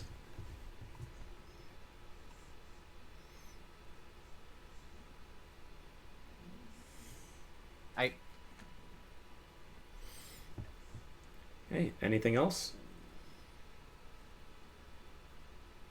I don't sense anything with magic area. How about y'all? I don't sense anything. I don't sense anything. Okay. So you head back onto the road and head out towards the docks. As we're traveling, I'm gonna go ahead try to brew up elixir. Brew up what? Healing elixir. It's a spell. Oh, perfect. Okay, yeah. Takes me about lasts for 24 hours. Okay. You make your way out towards the docks, and fortunately, nothing else major happens throughout the night, and you get to the docks in the early morning. Unless you guys wanted to take a long rest somewhere. I mean, I would mind a long rest. Kenkus do enjoy sleep. Early bird gets the worm. Well, but how long will the ship be if we can get a ship to take us to the mainland and we get a long rest while we're on the ship? It would take probably about 4 to 6 hours to on the boat to get to the mainland. That's enough. If you get there, like, you stay on the boat for an hour, like, you wouldn't be able to get a long rest on the boat. Was that Better question: wood? are there any boats that we know that are leaving? You know that there are there's almost like always a constant supply of boats. Like, there'd be one here and they like cross, and then there's always a boat in rotation there that you'd be able to charter. You know that. What time do they normally? They start at around like 8 in the morning. So by the time you walk there, you'd be able to get to it. So I'd vote if we can long rest on the boat, we should hop on one before the guards show up and let them know that we're wanted. All right. Are you able to disguise yourselves at all? It seems like they know who you are. Very sneaky. There's also that lot as well. Especially you with the spider climbing thing. Very impressive, but very Bird. Kenku climbing. natural. Kenku climbing. Well, I can disguise myself. Well, if we beat them all there, we don't need to disguise ourselves because no one on the boats will be looking for us. So we can just get on a boat and go. That is without true, needing to- unless they come to the port looking for us and hold the ship, saying we're looking for wanted folks. Very sneaky. Yeah. No one I sees don't know. Jen. That's true. But we're also not quite sure if they know which way we're going at all, or if they even are on our trail. They just know that we took off down the road, down the hill. Yeah. I like that he said no one sees Jin, and pretty much through the entire combat, you never saw Jin. Yeah, no, the bird disappears. It's just the way of facts now. I'm not the stealthy Heidi. Not very good at that. No, no, not myself either. I can do whatever. Of course, so. Right, Fong can do anything. I think it puts his mind to. You know, his sharpest blade.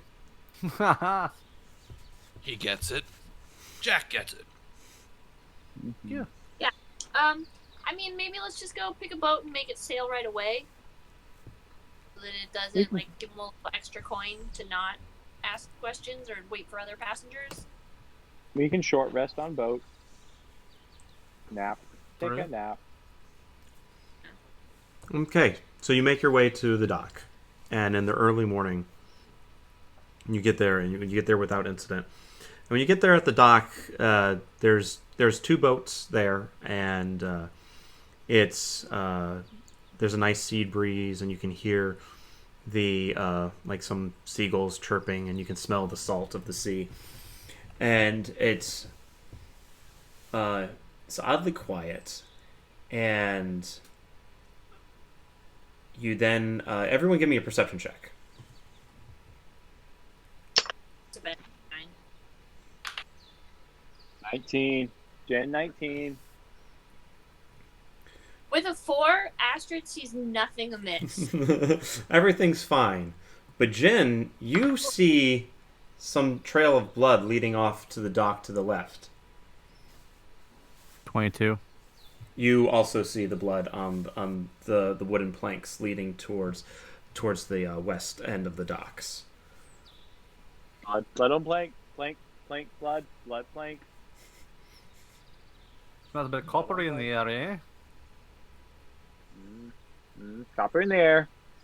Is it that time of the month again where all the sailors get just absolutely stupid and start falling to the... Listen, we had to break up the one fighting bowl. They had to blow another one? Oh, yeah. Are you investigating, Yeah, or are you leaving it be? No, I investigate. I don't see anything. It's an 8.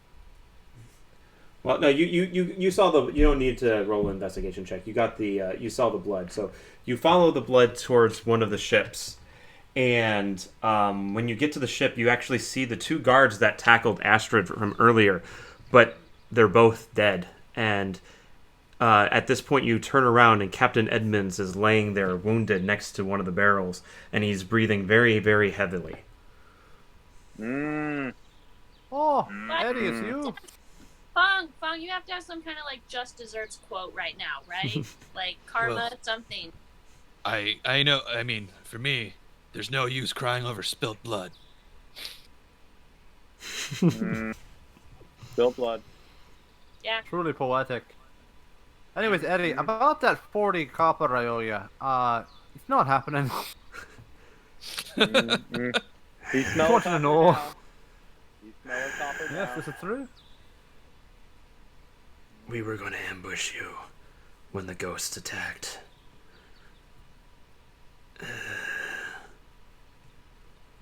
Well, didn't pan out for you, did it now? You're right, sticky boat head. Ghosts. There were other ghosts? I don't know what you're talking about. There's just they attacked us in the night. Oh, What did they look like? Like it happened so quick. They disappeared into those 2, and they. what, Okay. Jimmy and Carter? Is that Jimmy? I always get him confused with his twin brother Dave. Ah, it's true, it's true. He has the mole on his eye. I always forget. I met him like twice. It was so. So what are you gonna do? Kill me? No, Aren't you already look. dead? Yeah, you look quite knackered already. But I mean, if you're asking for it, I mean, Just get on a boat you and get pay out out the of here. debt, we're fine. Yeah. I don't care about the 40 copper. Oh, okay, great. Cause your bar pad was way over that, anyways. Just get out of here. Traitor. No, I quit. You helped people Can't escape. be a traitor if you quit. Oh, we can escape plenty. It's a wide ocean out there. And you know me, I swim like as well as I swam. Wait, no, I'm getting my thing mixed up with Fang's thing. Ah, just never mind. Wait, so hold on. So the ghost whooshed into the people and then like whooshed out. Where did they go? I don't know. Was it a whoosh or a whoosh? Very similar. Are they? If you keep. Or were they like, woo? God, all 4 of you are so annoying. Why am I annoying? I'm the opposite of annoying, in fact. He really hasn't even talked yet, so you really can't say that one way or the I'm- other. I'm very offended right now. I look down at him Not on his, offended. as Not his, of offended. course, his breath is sickening. I say, very offended. And I am not offended. Again, I'm Fong. Is this because he's an orc again? Listen, that law was never passed. You boys were just having a rough time being just species that's all to get out. Right. Guys, do we think there are more ghosts, or do we think that those were the same ghosts? Like, are there ghosts killing ghosts. lots of people? More ghosts. There's probably Or more to ghosts? ghost if I had to guess. Because ours came out of a statue. Did yours come out of a statue? And I looked down at Eddie. Where did the ghost come from? And I sort of kick him with my boot. We were just on the boat, and they flew onto the boat. I don't know where they came from. Is there anybody else on the boat? Not anymore. I'm the only one who survived. Right, okay, gang. So it sounds like we have a free boat. I'm sounding Free boat? franchising. I'm hearing mobile tavern on the go is what I'm hearing. Well, what about the other boat? Let's check the other boat and see if they're dead or not. Just sail But there's away. a free Sail boat away. right there. How big What is the if- boat, by the way? Raging It, goes it, everywhere, and it's a small little. It's like a small little sailboat. Like the four of you can handle it by yourselves. Sail away. Less than 4 people sail handle away, it? Sail away. Oh yeah, yeah. Like usually, like those little things can be run by 1 or 2 people. It's a little what dinghy. All right, is that what they Astrid, call I it? like your idea. A fleet of boat. I like your idea. Let's go. Jack, you can lead this horse to boat. Come on. Let's rock the boat. I'm down for Astrid's idea. Let's check the other boat as well. I like her idea. She's a thinking woman. She thinks far ahead. Just for expediency's sake, you go check out the other boat, and when you get there, you wake up the person who owns the thing, and he's just like, "I'm not running any, sailing right now. I'm just come back in an hour." So I he's mean- he's not ferrying anyone right now. so there's not like Sail murder away. ghosts rampant. Sail away. Not sail right now. No, away. early morning, everything's very chill. You don't see any ghosts. So maybe they're just like vengeful ghosts on the prison. I can't really blame them then. Maybe we sail Sail away. away. Sail away. Sail away. There's a great song about that I can sing for you sometime. I have to find the key though. I think the Birdman, Jin is singing as well, and if he's so, listen, boy, you can't outsing me. I'll damn dare you try on that one, or darn dare try on that one. Sail away. Sail away. Sail away. So you all get onto the boat, the free boat, and I feel like roll the captain off.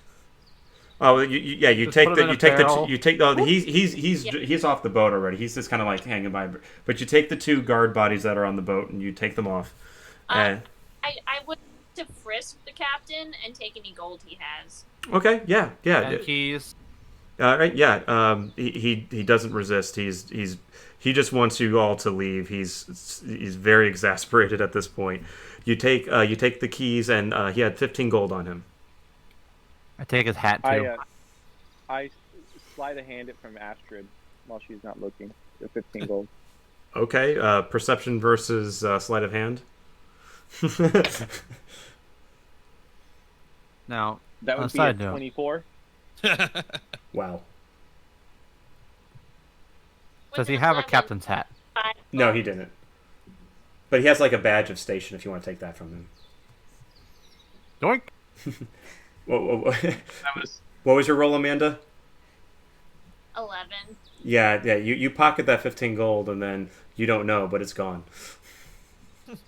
No, he only took 10. I have 5 left. How do you have only get 10? You said you only were taking 10. No, I thought I was taking the whole 15.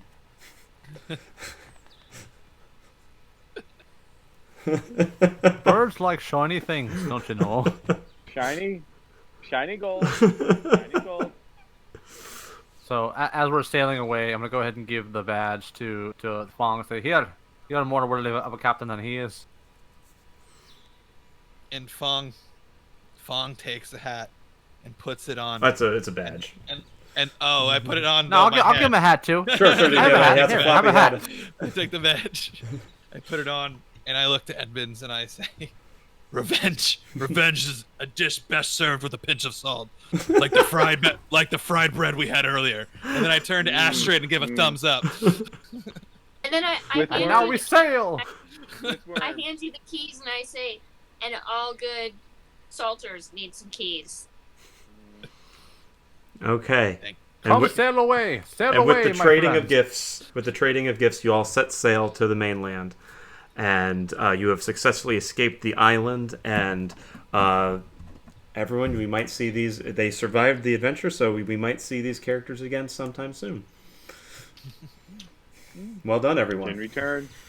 Well, if we have to remember that she should have a lot more gold in her house. couple hundred maybe. beginning. Who knows? Just beginning.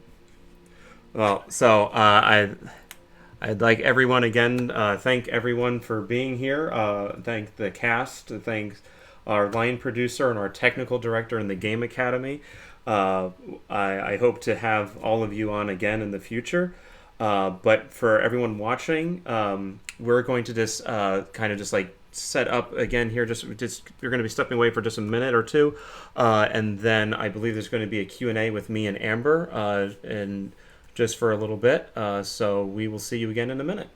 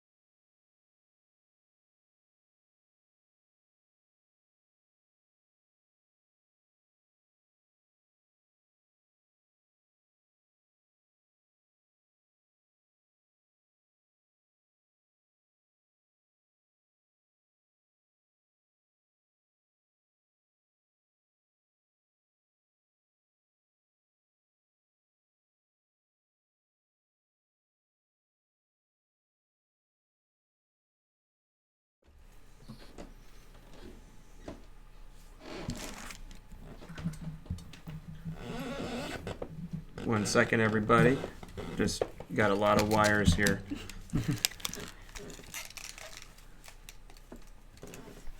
So, hi everyone. Welcome back to Arcane Dinner Party.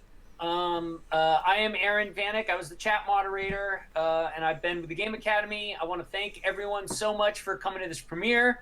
I want to thank, obviously, Michael Schatz and Amber Hope for putting this together, and our cast and crew, our cast, Amanda and Ryan Griswold, Aaron Knox, and Brian. And Brian, sorry, I'm forgetting your last name.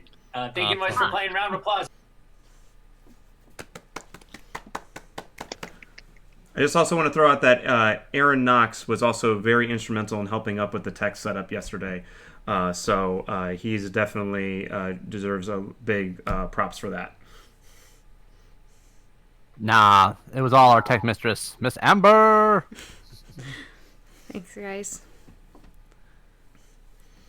So we are like 4 seconds behind. This is interesting, but if anyone has any questions, go ahead and type it in the stream, the Twitch stream chat, and I will start asking you guys some questions. So, Michael, let's start with you.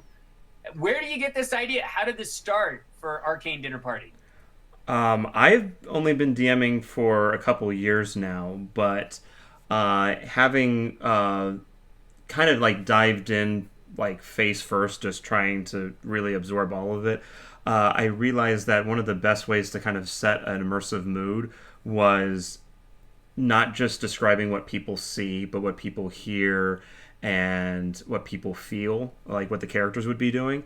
And so I just kind of logically just went through, is like, what if I could engage all 5 senses? And that's the one thing I'd never seen when I was like watching other streams or different Kickstarters where people like, all right, this is like our adventure, and it came with a candle, so you can kind of scent the scent of the room for the mood. I realized that the one thing I had never seen was someone engage people through their sense of taste. And so I was trying to find the best avenue to do that. And definitely during a time like COVID-19, a streaming show that could potentially get the food into the hands of our viewers would be the best way to do that. And hopefully we can do that. Also, we do have the recipe for fried bread. I don't know how to get the Amber, if you want to get the card up, like maybe at the end of this. But if you're on the stream earlier, Michael shows a video on making fried bread, which was the recipe that everyone ate. So let me ask about that. You all made that. What was it like making the fried bread? How was it, actors? It was it's a lot of salt. But Oh, it was, dude, no, delicious. that it was really good. Yeah, I kind of was it's 3 ingredients. Well, I guess 4 if you count water. But it's pretty simple, and like I enjoyed it. I made stuff way more complex, a lot more stuff that tasted way worse than that, but I really enjoyed it. Yeah, I was really surprised because whenever, like, just looking at the ingredients, I was like, oh, this is not going to be good. And then actually making it, I was like, oh, yeah, this is pretty soft. Like, it's pretty good, especially, like, a nice warm bread. Like, it was good. I used fancy Icelandic salt, so it was extra salty and good salt. So, and we also cheated and used bacon grease for our cooking oil. No, that's a great move. That's a great move. Yeah. It was very tasty. I was almost wondering if maybe we could use brie, the cultured butter, the frying, a little extra flavor on there. I don't know. As long as you have some sort of fat in the pan, it works. So yeah, that ghee would work. Bacon grease definitely works. Maybe when it's more winter time, try some bear grease. Make it like super like we're in the survival thing, D&D. I have never made bear, but I know it's incredibly tough to make. No, just bear grease. You can just buy it. You can buy like a lard of it. Cup. I have some smoked beef fat that would probably make really good fried bread. That sounds good. Yeah. Oh man. I made the Yeah. first recipe easy because it was just like our first episode, but I hope to get a little bit more intricate in the future. Good. And also what was amazing in this was the location. So Amber and Michael, can you repeat that again on like how you found that location, how this inspired this scenario? It was kind of my fault because I am a terrible driver at night and I missed several turns. And, in LA, it's pretty easy because you can take the next exit. Well, not in South Carolina. So it'd be like 7 miles before you can take the next exit. So I was forced to take like this long, windy road, and it was Sheldon Church Road, and it was a single lane road with like some wild deer hopping around. So it was a little scary, just, real late at night, and trying to go see my family. And all of a sudden, like, I kind of turned my head to the left as he was driving, and I saw these pillars that were lit up, and I was like, oh my god, that looks like D&D in real life. You have to turn around. He's like, what? And I said, no, there's like ruins. And he was like, what? So we're trying to find a spot to turn around in the middle of the night. It was a one-lane road. Yeah, one lane. And I'm just like, you have to, I promise. I felt crazy. But we turned around and I said, see? And we found them. And it was great. And so we were reading the little sign where it was saying the historical stuff about the site. And I was like, I don't care if it's late at night. I want to get out and look at it. And so I get out, and he comes around to the car, and he's out. And as soon as I shut the door, we start to walk up, and the lights just turned off completely. It was completely dark. And my heart started racing, and we just ran back in the car. And we left. It was really scary. It's like, how did that happen in the middle of the night? So I start doing research, and I'm reading all these ghost stories about it, and we're getting all scared and hyped up, and I'm like, we should do a D&D campaign on this. And, well, here we are.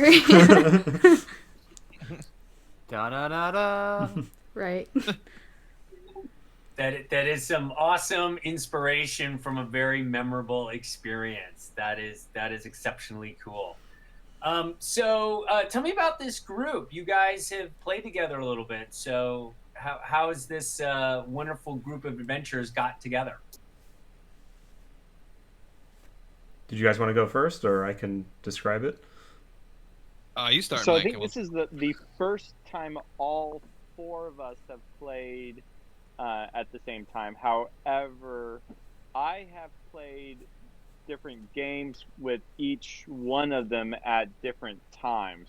And I think for the most part, we have all played together, but not at the same time with each other.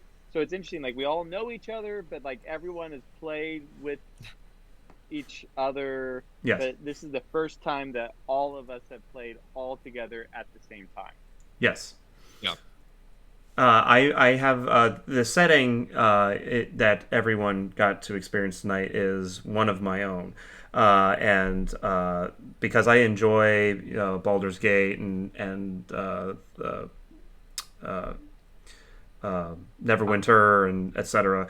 But I really enjoy using my own setting that I've been kind of crafting since my first year in grad school.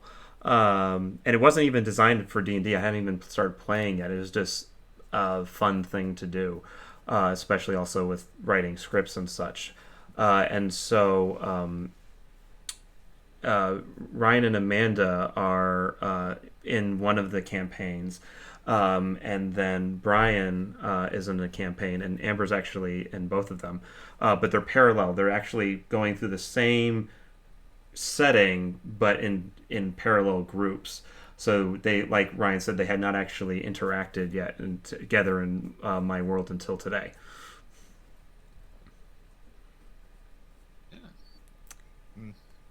Aaron Knox is my old DM. He introduced me to D&D about 5 years ago.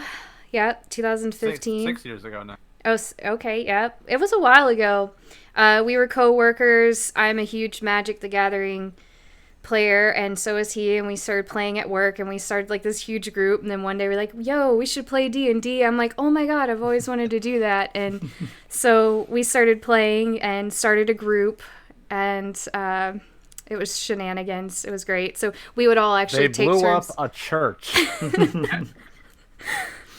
I got to hear that story, and I was laughing through it. It was very, very funny. We have a lot of fun stories. So that's what led to this church being burned down. You guys blew it up. Oh my goodness. Surprise. That would make sense. That would make sense. Our group also took turns DMing, and it was really nice. It was definitely really great memories. And I had actually moved back down to LA. I met Aaron in Northern California. When I moved back down to LA, I talked him into coming down here, and I was able to kind of like mesh our friends together, and it worked out really well because we're all just huge role-playing fans, and it's been great. As everyone knows, the best place to meet role players is in Among Us. we prior to this, we had all played Among Us together, but not at the same time. Well, yeah. But didn't it? Oh no, we did it once. We did. Yeah, once one game was all of us together, I think. I think Ryan was not there. Oh, you were working. Yeah. Okay, so close. Very sus, Ryan. Very sus. It's always black one. It's always not at the same time. Yeah, and you're saying we've known each other, and something cool is I want to say 7 years it's been, Mike, but we kind of started 7 years ago. We did a white elephant for Christmas, and yes. someone we got the game Coup. Yes. And then we're like, oh, this is really fun. We were playing board games. And Mike had hosted. Occasionally we would do like dinner parties and stuff, but they always be like themed. I believe this one was Game of Thrones themed. And then after that, we started doing during Game of Thrones season, we would do Game of Thrones dinners. So like once a month, we would all get together, and Mike would cook a meal with different dishes inspired by different regions in Westeros, and that was really fun. And we all would play. We would play games and stuff, like we play Werewolf or something, or different type of games, eat the food, watch Game of Thrones. And then during the off season, Mike kept it going, and we kind of switched to fandom dinner. And so we do once a month, we'd meet up, eat a meal inspired by some sort of movie or pop culture thing, and play games. So yeah, it's kind of like getting to play this the Dungeons and Dragons tied in with the food. It's very like makes a lot of sense for the path that we've been on. It's really cool. Just keeps evolving. Eating Mike's food that's been like theme based for so long. So it's kind of I love that this is a thing.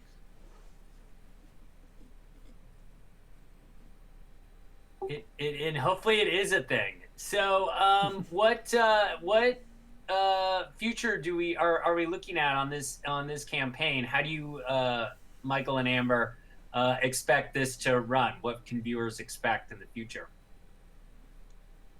You want to answer that, or okay?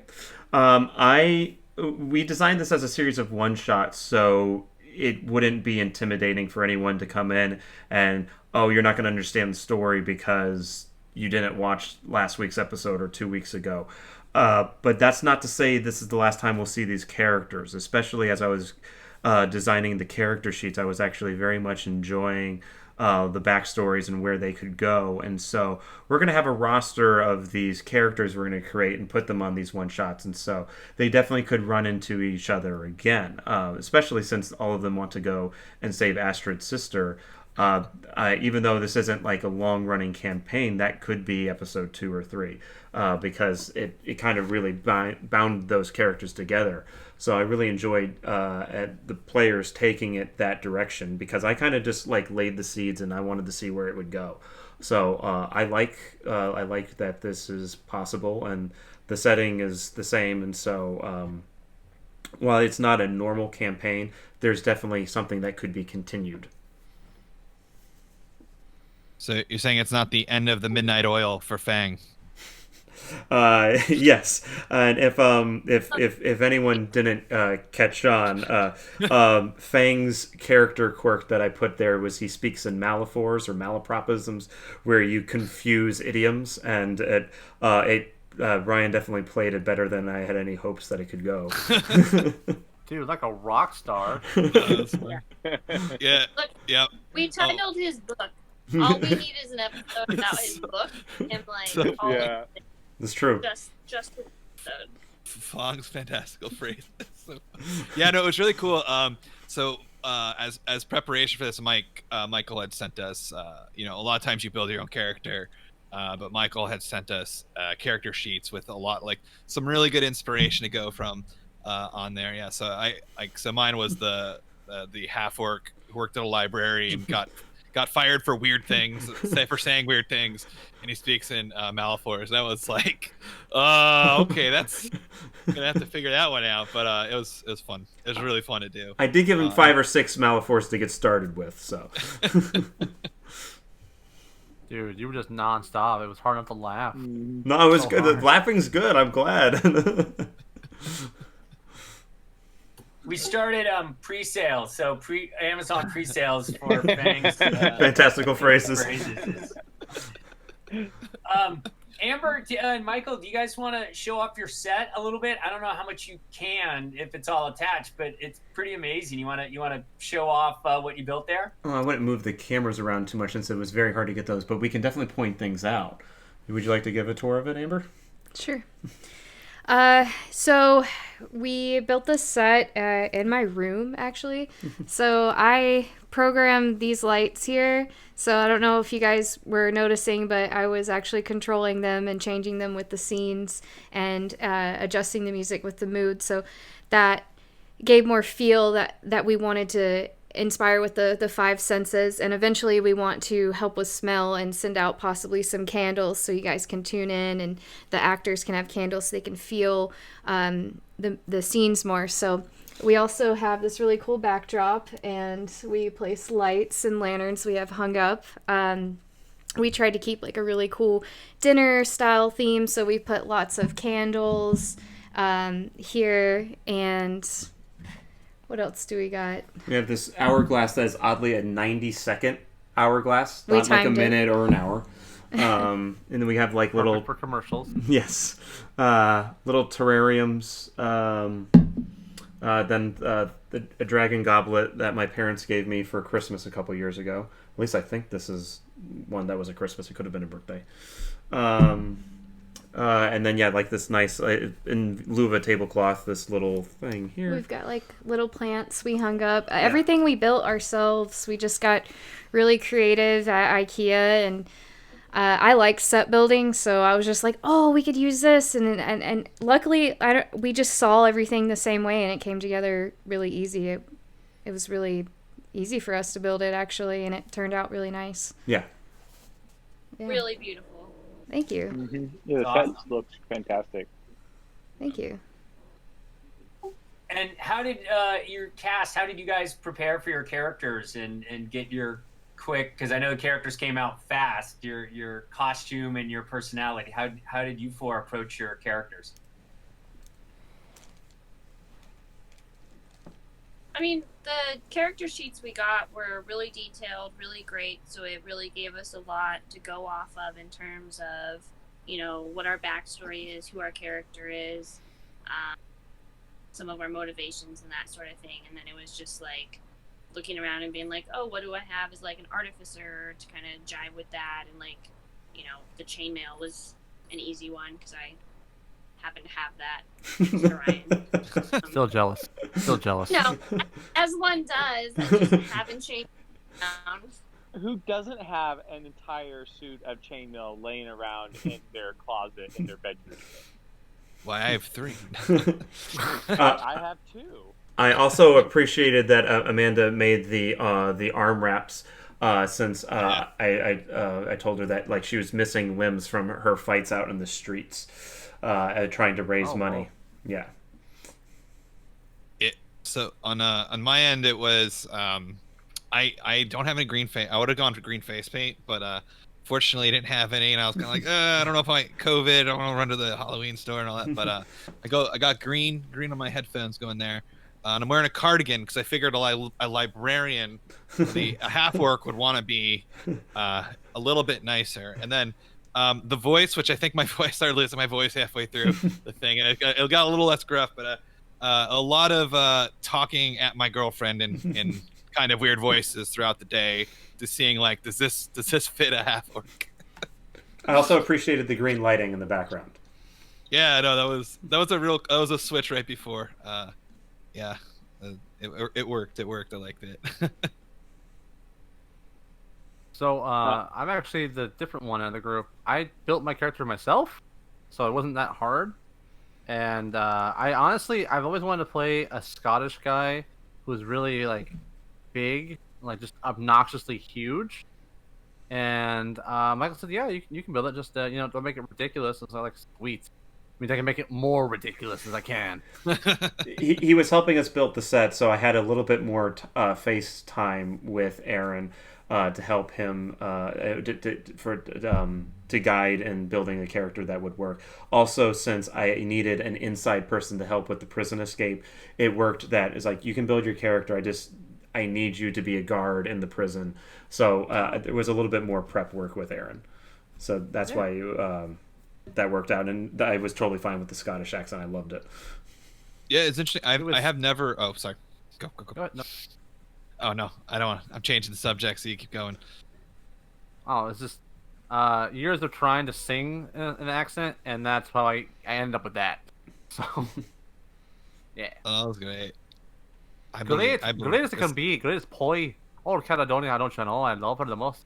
Thanks. I was gonna say, you can have some beer of the root if you want. Have you been practicing a Scottish accent for a while, or just come to you just in memory of Sean Connery, or just like all right? Well, that too, but I'm also mostly Scottish Native American, so I just like, this is my heritage. I'm just gonna do this. Yeah. That's a combo you don't really hear off, Scottish Native American. But I was gonna say, in terms of you actually typically for D&D, I mean, it depends on, you'll build your own characters, or you'll be given. I've actually never been given a character before. It's always I've always created a character, but it was actually for me really fun. Like, you create a character, you start to go down this hole, and you're like, all right, it's all this fun. But it was kind of fun to have to be teed off a little bit with that, and then I'm like, okay, I can put my own spin on that, and especially like, I know Mike had a certain intention for it. I'm like, I'm gonna try to go against that as much as I can for the fun of it. But yeah, I think that it was a bit of a bit of enjoyment on that side, just being able to kind of get pushed in a direction. Then you're like, all right, what other direction can I run with this? I didn't really even mind it was like in any direction that you were running with it. I just kind of wanted to give everyone something a little different than what I've played with each of you. So in my campaign, Brian is a monk, and I've also known that in another campaign he played a barbarian. So I was like, all right, I'm going to give him a spellcaster. I'm going to give him a wizard, and he's always also like the most friendly of the group. And so I'm like, I'm going to make him a little gruff and see how that is. And then in my campaign, Amanda is a rogue. So I was like, all right, I'm going to give her some spells, but I'm also going to make her a lot less edgy this time. It's like, all right, here's a paladin. Have fun with that. It's like paladin. I don't understand what does that mean? I don't. A do-gooder? What is that? Good? I don't. Yeah. Yeah. No. So, yeah. He was saying, yeah, I'm a monk, Warforged, and I'm basically for who don't know Warforged, like the robot world in D&D, and I'm like this very naive robot who just doesn't remember his past, but he's super friendly and very naive to the world and just wants to be everybody's friend. So it was very nice getting to play somebody who was the opposite of that. No. And it was like, I've been doing that character 2 years. Oh, sorry, what, Ryan? Very smart, though. You're very smart and not offended at all. So Ryan, what was how it did you like? get into your character? Yeah. So I actually really enjoyed playing the Kenku because I basically was just trying to go for really embrace the mimicry. and then also Kenkus are very chaotic. And so my inspiration for the fire was because there's nothing more chaotic than fire, because fire is truly neutral. It's neither good nor bad. It just is, because you can use it for good, you can use it for bad. And I feel like my character is that kind of way. He's kind of chaotic, but he tries to do good. But for the most part, he's just chaotic. And then Steal so children, so. was that? He steals children, so. Yes. He steals Four four of them. children. Oh no, he steals four children, not four children. Oh man. Oh no. And it definitely fit with. I feel like I was actually trying to make it sound like yeah, that was intentional. I was trying to make it sound like I stole four children. No, he actually stole four FOR children, but yes, it was intentional trying to make it sound like he stole four children. But yeah, that was sounds part like of the that. second half of the game was just us trying to like, how are we talking to each other? Oh, there's food, by the way. And then he's all black, so I went with the full black outfit. It definitely fit. It just when you first popped up when we were setting up like tech wise, I looked at it, I was like, I sent him the character sheet for Jin, not Asmodeus, right? The fire in the hood. It's really like. It looks Yeah, dark. You just need like a spell book and straight up like homo de hosi popo.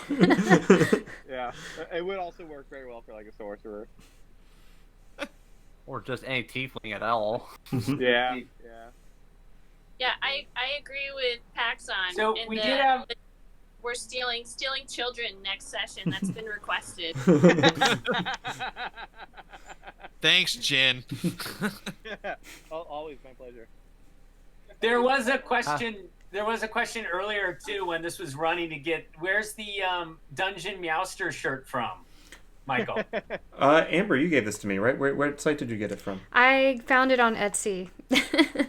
I have to find the link where I got it, but I was searching for one on Etsy as a gift for him, and I thought it was so adorable. So It is. Here's a good shot of it.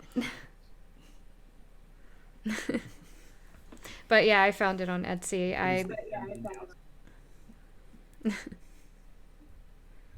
on Etsy somewhere. Yeah, I can look for the think link that's and send it. So I think that's about it from our. I didn't see any other questions. If anybody else had any other questions, go ahead and type them. But I want to thank all you guys for coming, for watching, for playing this, for Amber and Michael and putting it together, and to the Game Academy for doing this. This was to be our premiere. We hope to have more of these coming out for you, more episodes coming out with more recipes, more history, more education, and more fun with these characters. So please follow the Game Academy. Please consider donating to the Game Academy. We're a 501c3 that uses role-playing games for education. Learners of all levels. We have online programs right now. That's our after-school enrichment program, and then we do summer camps.